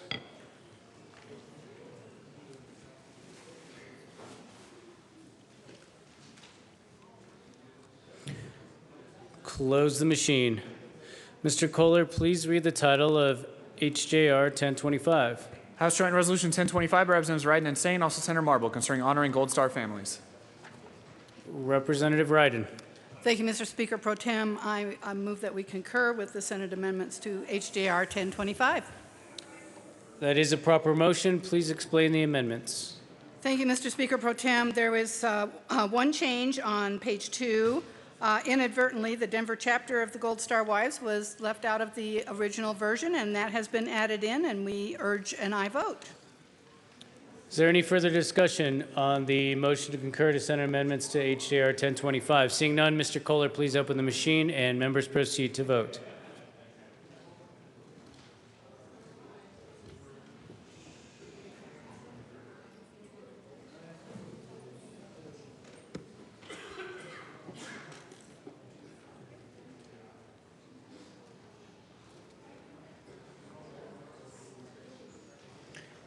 Representative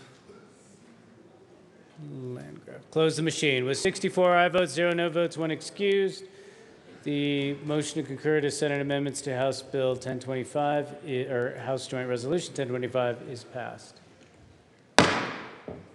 Mr. Assistant Majority Leader. Thank you, Mr. Speaker Pro Tem. I move for the repassage of House Joint Resolution 1025 on, as amended.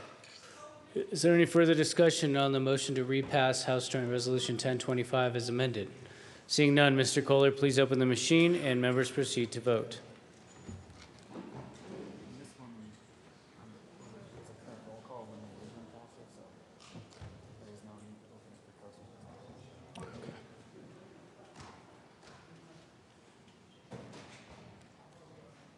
Close the machine. With 64 aye votes, 0 no votes, 1 excused, House Joint Resolution 1025 is repassed.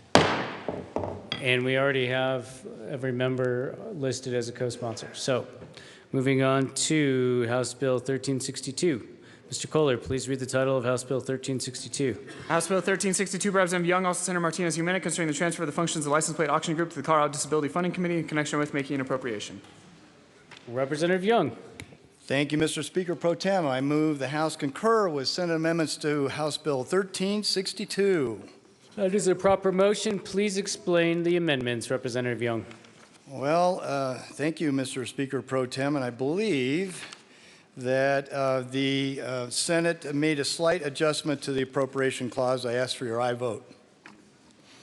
Is there any further discussion on the motion to concur to Senate amendments to House Bill 1362? Seeing none, Mr. Kohler, please open the machine and members proceed to vote.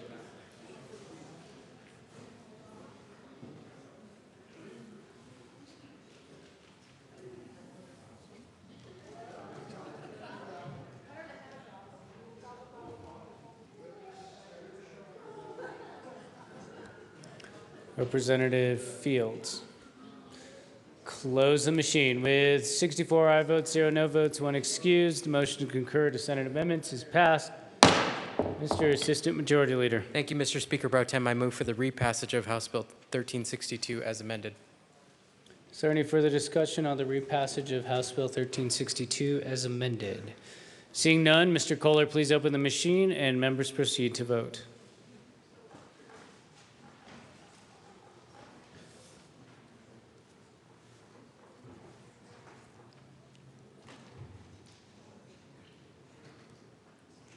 Close the machine. With 62 aye votes, 2 no votes, 1 excused, House Bill 1362 is repassed.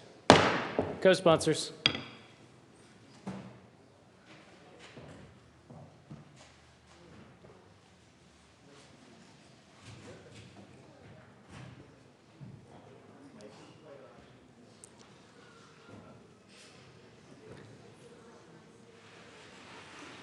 Close the machine. Mr. Kohler, please read the title of House Bill 1077. House Bill 1077, Representative Moreno, also Senator Martinez Humana, concerning the recreation and statutory revision committee in connection with making appropriation. Mr. Assistant Majority Leader. Thank you, Mr. Speaker Pro Tem. I move the House concur with Senate amendments to House Bill 1077. A proper but disappointing motion. Mr. Assistant Majority Leader, please explain the amendments. Thank you, Mr. Speaker Pro Tem. I'm disappointed in myself, too. Members, the Senate just made some amendments that this committee would only propose legislation to streamline, reduce, or repeal provisions of the Colorado Revised Statutes, and shall endeavor to recommend legislation that cumulatively has no net increase in the number or pages of laws. This has been the intent of this committee, so I ask the House to concur with Senate amendments. Is there any further discussion on the motion to concur to Senate amendments to House Bill 1077?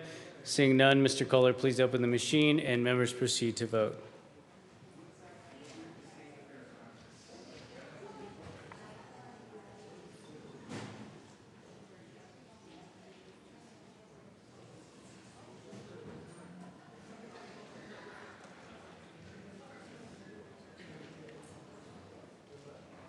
Close the machine. With 64 aye votes, 0 no votes, 1 excused, motion to concur to House Bill 1077 is passed. Mr. Assistant Majority Leader. Thank you, Mr. Speaker Pro Tem. I move for the repassage of House Bill 1077 as amended. Is there any further discussion on House Bill 1070, repassage of House Bill 1077 as amended? Seeing none, Mr. Kohler, please open the machine and members proceed to vote.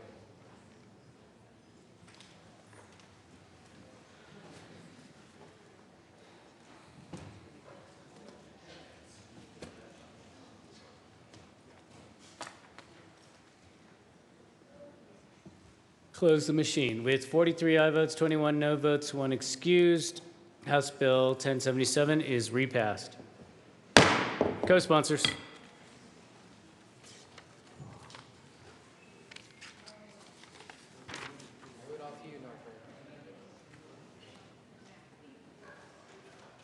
Close the machine. Mr. Kohler, please read the title of House Bill 1211. House Bill 1211, Representative Melton, also Senators Baumgartner and John, concerning licensing marijuana transporters in connection with making appropriation. Representative Melton. Thank you, Mr. Speaker Pro Tem. I move to concur with Senate amendments to House Bill 1211.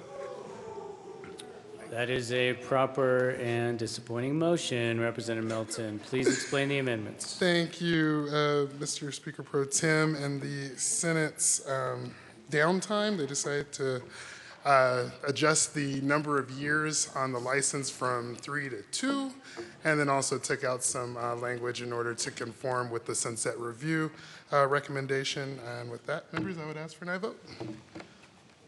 Is there any further discussion on the motion to concur to Senate amendments to House Bill 1211? Seeing none, Mr. Kohler, please open the machine, and members proceed to vote.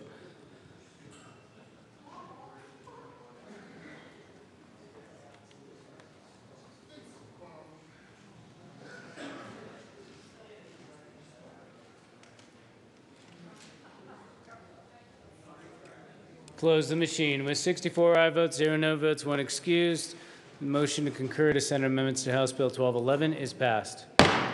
Mr. Assistant Majority Leader. Thank you, Mr. Speaker Pro Tem. I move for the repassage of House Bill 1211 as amended. Is there any further discussion on the repassage of House Bill 1211 as amended? Seeing none, Mr. Kohler, please open the machine, and members proceed to vote.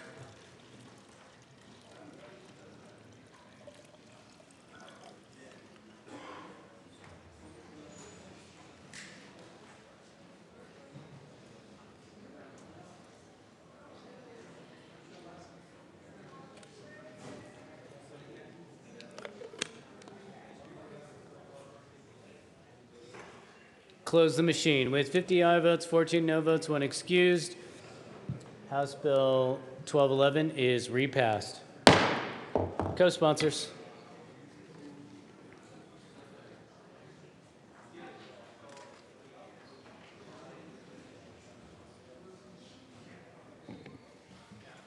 Close the machine. Mr. Kohler, please read the title of House Bill 1047. House Bill 1047, Representatives Buck and Winter, also Senators Newell and Roberts, concerning the adoption of an interstate compact to allow physicians to become licensed in multiple states through an expedited licensure process in connection with making appropriation. Representative Winter. Thank you, Mr. Speaker Pro Tem. I move that the House concur with Senate amendments to House Bill 1047. Proper motion. Please explain your amendments. The House version had us phasing into the interstate compact, but that would arise with some legal challenges to us joining the compact, and so we encourage the acceptance of these amendments so that we can enter into the compact and have our Colorado person on the board for making rules. Representative Buck. Good amendment. Vote yes. Is there any further discussion on the motion to concur to Senate amendments to House Bill 1047? Seeing none, Mr. Kohler, please open the machine, and members proceed to vote.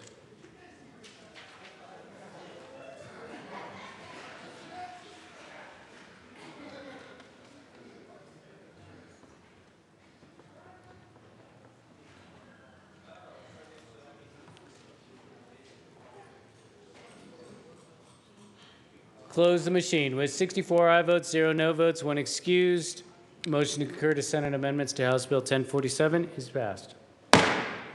Mr. Assistant Majority Leader. Thank you, Mr. Speaker Pro Tem. I move for the repassage of House Bill 1047 as amended. Is there any further discussion on the repassage of House Bill 1047 as amended? Seeing none, Mr. Kohler, please open the machine, and members proceed to vote.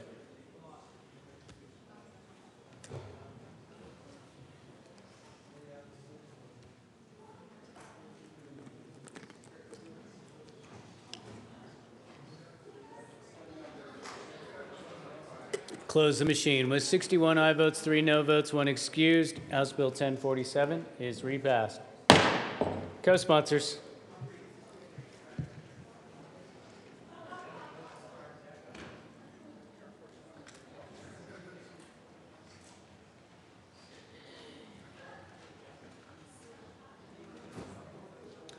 Close the machine. Mr. Kohler, please read the title of House Bill 1290. House Bill 1290, Representatives Esgar and Kraft Arpels, Senators Kerr and Hill, concerning extension of the Transitional Jobs Program in connection with making appropriation. Representative Kraft Arp. Mr. Chair, members, I move that the House concur in Senate amendments to House Bill 1290. That is a proper motion. Please explain the amendments. Representative Esgar. Thank you, Mr. Speaker Pro Tem. Members, the Senate changed the extension of this program from June of 2022 until June 30th of 2019. And as unhappy as we are about that, we appreciate the fact that this program will continue for 2 more years. Is there any further discussion on the motion to concur to Senate amendments to House Bill 1290? Seeing none, Mr. Kohler, please open the machine and members proceed to vote.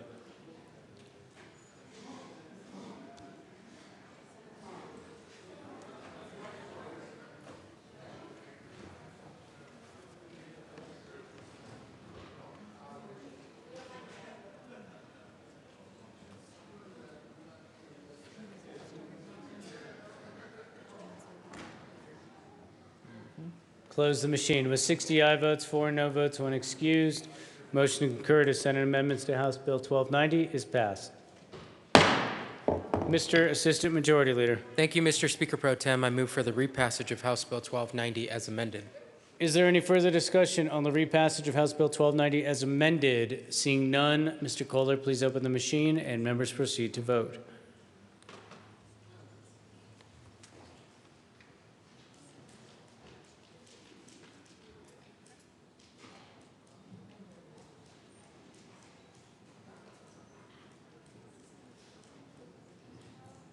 Close the machine. With 36 aye votes, 28 no votes, 1 excused, House Bill 1290 is repassed.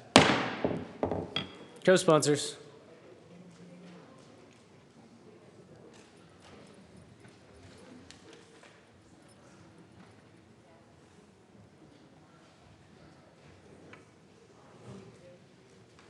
Close the machine. Mr. Kohler, please read the title of House Bill 1288. House Bill 1288, Representatives Kraft, Tharp, and Wist, also Senators Tate and Merrifield, concerning the creation of an industry infrastructure grant program within the State Workforce Development Council.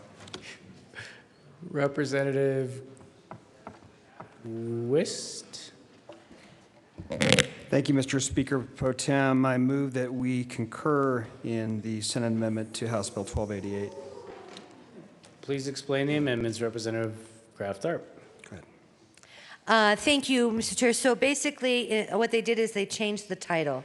So they took out "and" in connection therewith, creating the Industry Infrastructure Fund and making an appropriation, making that consistent with the House Appropriation Clause. Representative Wist. Thank you, Mr. Speaker Pro Tem. Members, just wanted to remind you this is the one bill in the workforce development group of bills that contained a public-private partnership, which I think strikes the right balance and involves our private sector. And so I ask for an aye vote. Is there any further discussion on the motion to concur to Senate amendments to House Bill 1288? Seeing none, Mr. Kohler, please open the machine and members proceed to vote.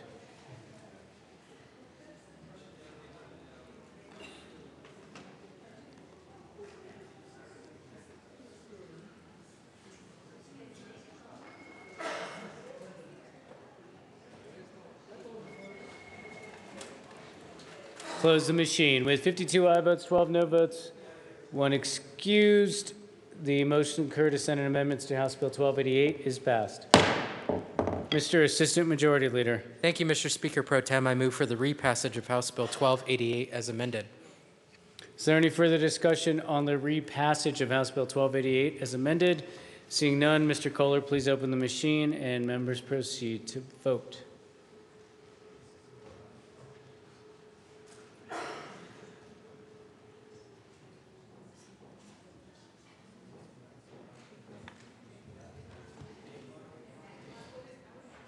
Representative Conti. Close the machine. With 42 aye votes, 22 no votes, 1 excused, House Bill 1288 as amended is repassed. Co-sponsors.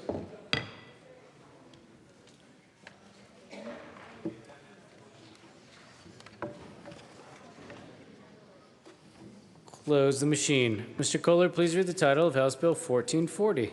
House Bill 1440, Representatives Wilson and Pedersen, also Senators Johnston and Holbert, concerning reducing administrative requirements that pertain to the elementary and secondary public education system. Representative Pedersen.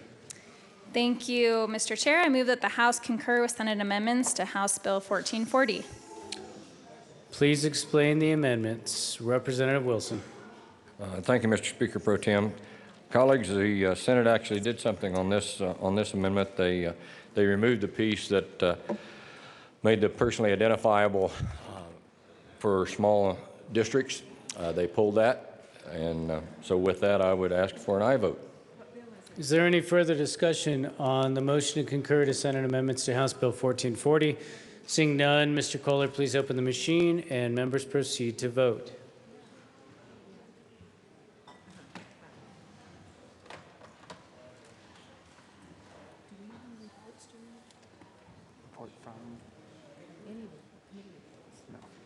Close the machine. With 64 aye votes, 0 no votes, 1 excused, motion to concur to Senate amendments to House Bill 1440 is passed. Mr. Assistant Majority Leader. Thank you, Mr. Speaker Pro Tem. I move for the repassage of House Bill 1440 as amended. Is there any further discussion on the repassage of House Bill 1440 as amended? Seeing none, Mr. Kohler, please open the machine, and members proceed to vote.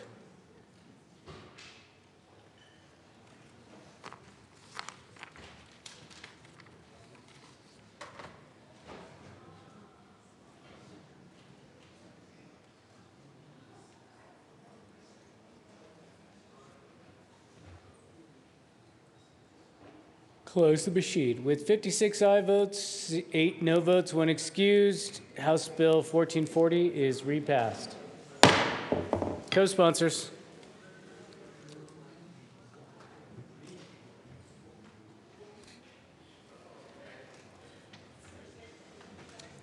Close the machine. Mr. Kohler, please read the title to House Bill 1404. House Bill 1404, Representatives Duran and Wist, also Senators Cook and Guzman, concerning the regulation of fantasy contests in connection with making appropriation. Madam Majority Leader. Thank you, Mr. Speaker Pro Tem. I move that the House concur with Senate amendments to House Bill 1404. Even the Majority Leader has to concur sometimes. Please explain, Madam Majority Leader. Thank you, Mr. Speaker Pro Tem. Yes, I do when it is the right thing to do. And so in this particular situation, the Senate made some amendments so that small operators are exempted from having to do an annual audit, and it will further reduce the regulatory burden on small business. Also, they added an amendment so that the bill sunsets in 2020. I think that's appropriate because this is a new and evolving industry, and so we ask for you to concur. Is there any further discussion on the motion to concur to Senate amendments to House Bill 1404? Seeing none, Mr. Kohler, please open the machine, and members proceed to vote.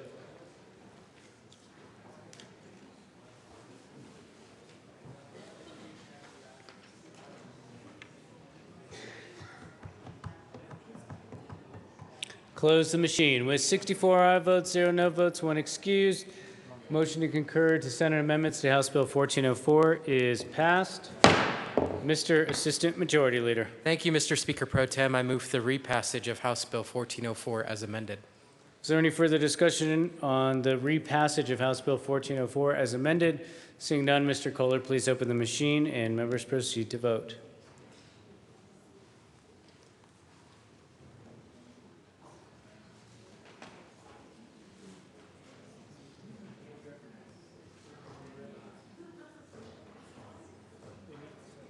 Representative, close the machine. With 45 aye votes, 19 no votes, 1 excused, House Bill 1404 as amended is repassed.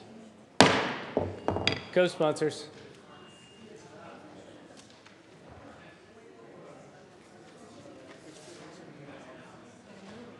Close the machine. Mr. Kohler, please read the title of House Bill 1398. House Bill 1398, Representatives Young and Landgraf, all Senators Martinez, Humanic, and Stedman, concerning the requirement that the Department of Human Services use a request for proposal process to contract an entity to implement recommendations of the Respite Care Task Force in connection with making an appropriation. Representative Landgraf. Thank you, Mr. Speaker Pro Tem. I move that we concur with Senate amendments to House Bill 1398. Motion to concur is properly before us. Please explain the amendments. Representative Young. Thank you, Mr. Speaker Pro Tem. Well, the Senate actually added a little bit of reporting work that the State Department will have to do to the legislative committees, and we think that's appropriate, so please vote yes.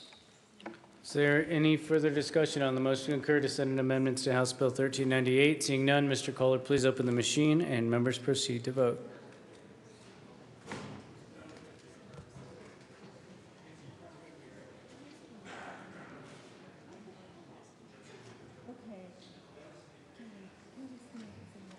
We'll close the machine. With 64 aye votes, 0 no votes, 1 excused, motion to concur to Senate amendments to House Bill 1398 is passed. Mr. Assistant Majority Leader. Thank you, Mr. Speaker Pro Tem. I move for the repassage of House Bill 1398 as amended. Is there any further discussion on the repassage of House Bill 1398 as amended? Seeing none, Mr. Kohler, please open the machine and members proceed to vote.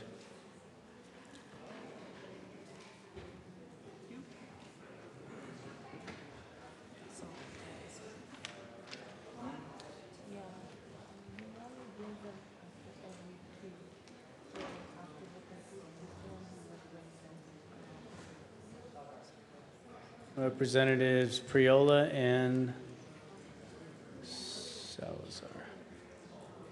Close the machine. With 41 aye votes, 23 no votes, 1 excused, House Bill 1398 as amended is repassed. Co-sponsors.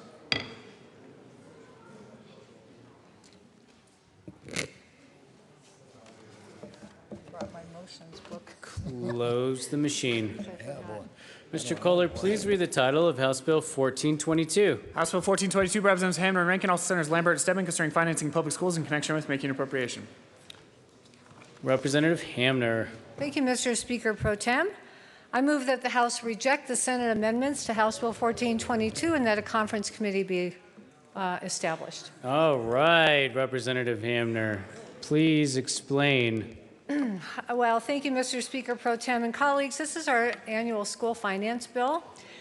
And after waiting weeks to deliberate the bill, the Senate finally took action, and they took a lot of action, actually. And into House Bill 1422 was amended some conciliatory language around some charter school issues that we've been deliberating down here. And so I think those are all good amendments. And so the conference committee has no interest in talking about any of the charter school language that has been amended in the bill. So I just want to assure everyone about that. But another amendment that was put on the bill puts us out of balance. And so we have to address that issue. Some of you will remember we debated a similar issue in the House, and it had to do with some financial support for districts that were facing the negative factor for the first time. The Senate liked that amendment very much. In fact, they expanded the concept of the amendment to include many other districts. And so right now, the magnitude of that cost is about $3.5 million. In the contingency fund that we have, we only have $1 million. So we need to go to conference committee to figure out how to stay within that budget. And I'm very hopeful for the outcome, and I ask for your support of the motion. Representative Sane. Thank you, Mr. Speaker Pro Tem. I make a substitute motion to concur with Senate amendments to HB 1422. Substitute motion is proper. Is there further discussion on that substitute motion? Representative Hamner. Thank you, Mr. Speaker Pro Tem. Colleagues, I ask for a no vote on the substitute motion. We need to get back in balance, and we need your help to do that. Thank you. Representative Becker J. Thank you, Mr. Speaker Pro Tem. Members, I'd ask for your aye vote on this motion. This motion is responsible. It's what we spoke about on the floor. It's what the Senate passed through. It helps our rural school districts that were in great need as we were moving forward. I think it's what we need to do to be correct to make sure that we're not harming those school districts moving forward. So I'd ask for an aye vote. Is there further discussion on the motion to concur? Representative Sane. Thank you, Mr. Speaker Pro Tem. And members, this is really important to vote yes on this bill and say yes to rural schools. Some of the schools hit the hardest by the negative factor. I urge a yes vote on this concurrence. Representative Rankin. Well, I mean, it's basically okay to do that. What will happen is that there's only $1 million appropriated, and the CDE and the state board have the authority to do those grants. So right now, when they run out of money, they'll just stop doing them. So what we're trying to do is just fix that so it's more fair in terms of how the grants are used. But just so you know exactly what will happen, if it passes, well, they'll just run out of money, and we won't get through the full set of rural school districts or districts in general that are impacted. So it's basically the same thing. We either fix it to make it work better, or we run out of money with the appropriation, in my opinion. Madam Assistant Minority Leader. Thank you, Mr. Speaker Pro Tem. Members, if you recall the debate that we had that was long and protracted on the school finance bill, this was an amendment that I had run for one of my rural school districts. And what we asked for was up to 50% of the impact that they have suffered due to the negative factor and the reduced revenues on the local level. We heard that there were other bills that had been passed previously that gave other school districts 100% of the impact that they suffered. And so asking for 50% seemed very much in line with helping some of these districts that can't make this up on their own. And I would ask for an aye vote on this substitute amendment because we need to make sure that we're taking care of every school district in the state, that we're recognizing the needs of large and small rural areas across the state. So I know there was a little bit of contention on this when we first debated the school finance bill, but the Senate agreed. They put this back in, and I would ask for an aye vote on this substitute to concur with the Senate amendments. Representative Becker Jay was next. Do you want to? Thank you, Mr. Speaker Pro Tem. And members, as we speak about these dollars, you can do a supplemental to this as well. It's not like you have to run out of dollars. There can be supplementals run on these dollars moving forward. I think coming out of the Senate, this was a very good bill. I think we ought to stick with it, and I ask for an aye vote on the motion. Representative Becker Kay with a rebuttal. Thank you, Mr. Chair. I ask for a no vote on the supplemental. The folks that have come up and asked, I'm in on the substitute, the motion. The members that have come up and asked to vote yes on the substitute motion have counties who are affected by it. I also have a county that's affected by it. But how do we know if we just concurred with the Senate amendments, since the money isn't there, maybe my county gets the money and yours doesn't? Maybe that's what happens because they don't have enough money to allocate. That wouldn't be fair. Maybe your county gets it and mine doesn't.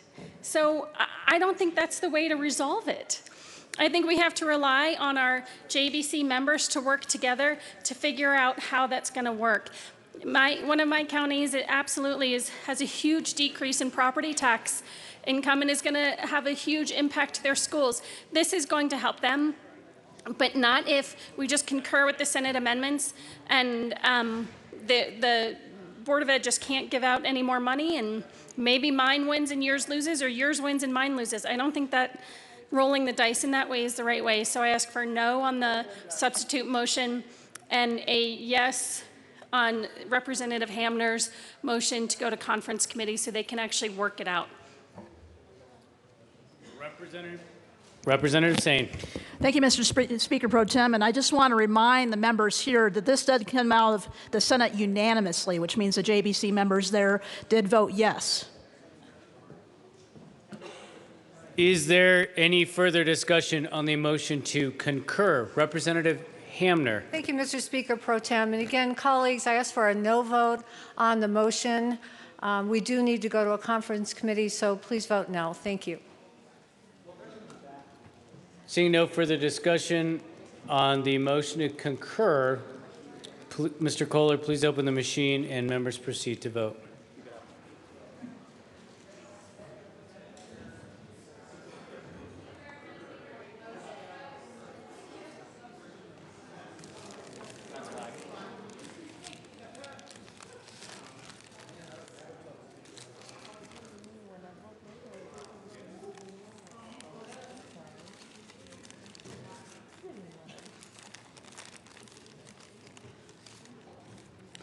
Close the machine.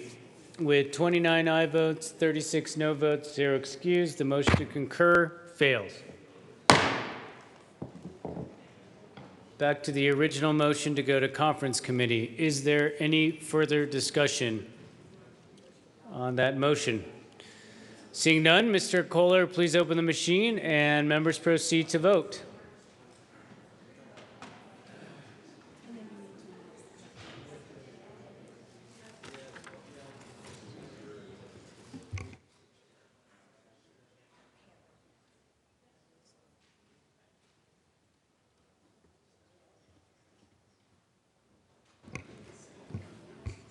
Close the machine. With 37 aye votes, 28 no votes, 0 excused. The motion to not concur and go to conference is passed. The conferees to House Bill 1422 will be Hamner, Chair, Young, and Rankin. Mr. Kohler, please read the title of House Bill 1267. House Bill 1267, Representatives Lee and Fields, also Senators Woods and Carroll, concerning the Colorado Veteran Service Career Pilot Program in connection with creating a grant program through the Department of Labor and Employment to aid workforce centers supporting veterans and their spouses seeking new employment and careers and making an appropriation. Representative Lee. Thank you, Mr. Speaker Pro Tem. We move that the committee concur with the Senate amendments. That is a proper motion. Please explain the amendments. The Senate puts more money into the bill. Is there any further discussion on the motion to concur to House Bill 1267? Seeing none, Mr. Kohler, please open the machine and members proceed to vote.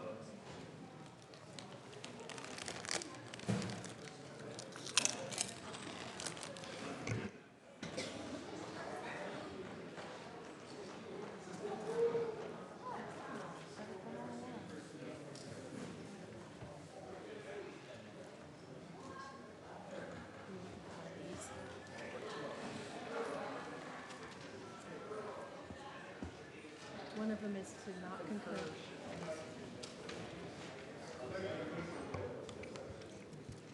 Close the machine. With 58 aye votes, 6 no votes, 0 excused, the motion to concur to Senate amendments to House Bill 1267 is passed. Mr. Assistant Majority Leader. Thank you, Mr. Speaker Pro Tem. I move for the repassage of House Bill 1267 as amended. Is there any further discussion on the repassage of House Bill 1267 as amended? Seeing none, Mr. Kohler, please open the machine and members proceed to vote.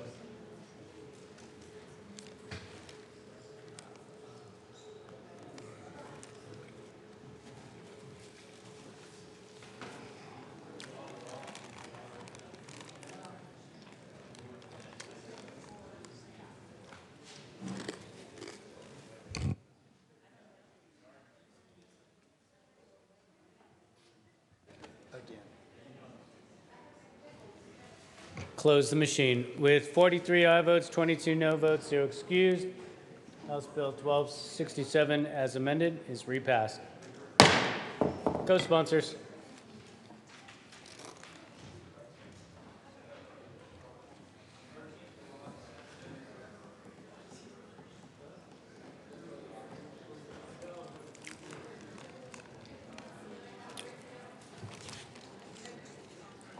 Close the machine.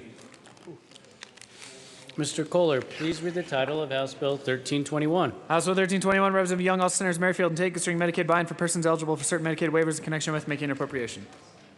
Representative Young. Thank you, Mr. Speaker Pro Tem. Well, members, this is the last bill today that we're doing Senate amendments to House bills, and I don't think that they've been able to quite hear us gobble and hiss. So get ready. I concur with Senate amendments to House Bill 1321. That is a proper motion, Representative Young. Please proceed. Thank you, Mr. Speaker Pro Tem. Well, there was a slight adjustment to the appropriations clause. I asked for an aye vote. Is there any further discussion on the motion to concur to Senate amendments to House Bill 1321? Seeing none, Mr. Kohler, please open the machine and members proceed to vote.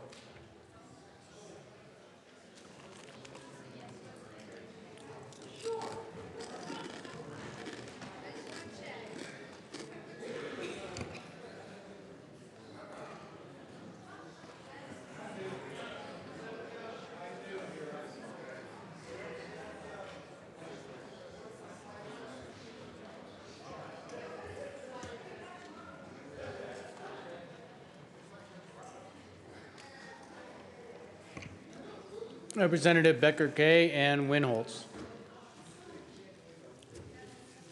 Close the machine. With 49 aye votes, 16 no votes, 0 excused, the motion to concur to Senate amendments to House Bill 1321 is passed. Mr. Assistant Majority Leader. Thank you, Mr. Speaker Pro Tem. I move for the repassage of House Bill 1321 as amended. Is there any further discussion on the repassage of House Bill 1321 as amended? Seeing none, Mr. Kohler, please open the machine and members proceed to vote.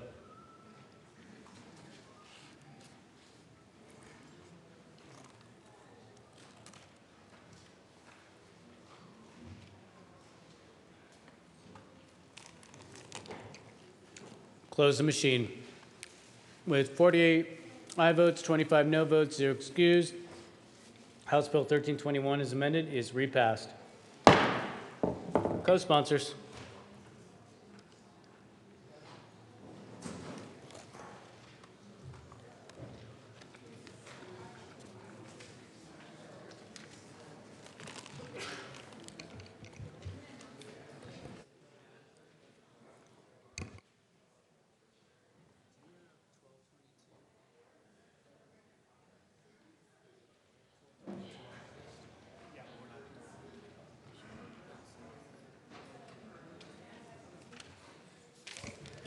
Close the machine. Next order of business is announcements and introductions. Representative Pedersen. Thank you, Mr. Speaker Pro Tem. Sorry I got that title wrong earlier. For Education Committee members, Senate Bill 208 will be heard first, 104 second, 1343 for action only, and then we are going to lay over Senate Bill 188 and 187 until our next committee, and you'll be notified on when that is. Representative Court. Thank you, Mr. Speaker Pro Tem. Finance Committee, guess what? We get to have another meeting. Don't be too excited and thrilled. We're going to meet tomorrow afternoon at 1:30. And we will be downstairs in room 112. We'll hear 194, 212, and anything else that comes out of any other committees either today or tomorrow upon adjournment. 1:30 tomorrow, Finance Committee in room 112. Thank you. Representative Vigil. Thank you, Mr. Speaker Pro Tem. Members of the Agriculture, Livestock, and Natural Resource Committee, listen up. We got one bill up, and it is Senate Bill 003. Also, members of the committee, tomorrow morning at 7:30, we're going to have our breakfast at the Racine's. So we'll see you there at 7:30, those who can make it. Hope all of you can make it tomorrow at 7:30. So we'll see you at Racine's tomorrow at 7:30. And we'll meet in 107 this afternoon in about 10 minutes. Let's do it like 5 after 2. Representative Vigil, do you have to be on the committee if you want to go to breakfast tomorrow at 7:30? Mr. Speaker Pro Tem, you can be there too. All right. Representative Ryden.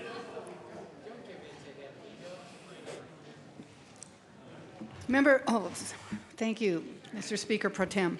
Members of the State Veterans and Military Affairs Committee, we will begin at 2:30 today in LSBA, so we will see you there. All right, 2:30 for State Affairs. Is there any further announcements or introductions? Seeing none, Madam Majority Leader. Thank you, Mr. Speaker Pro Tem. And members, again, we are asking committee chairs to be done by 5 o'clock. Otherwise, unfortunately, what can happen is you'll have about a dozen people on State Affairs that are holding up 50 of you that are waiting to hear bills, in addition to stakeholders and witnesses, members of the public that will be waiting to hear those bills heard tonight. So we are asking committee chairs to be done by 5 p.m. And with that, I move that the House stand in recess for a very short period of time until 2 p.m. We do have a couple things we are going to have to read across the desk here. So thank you. The House will be in recess until 2 p.m.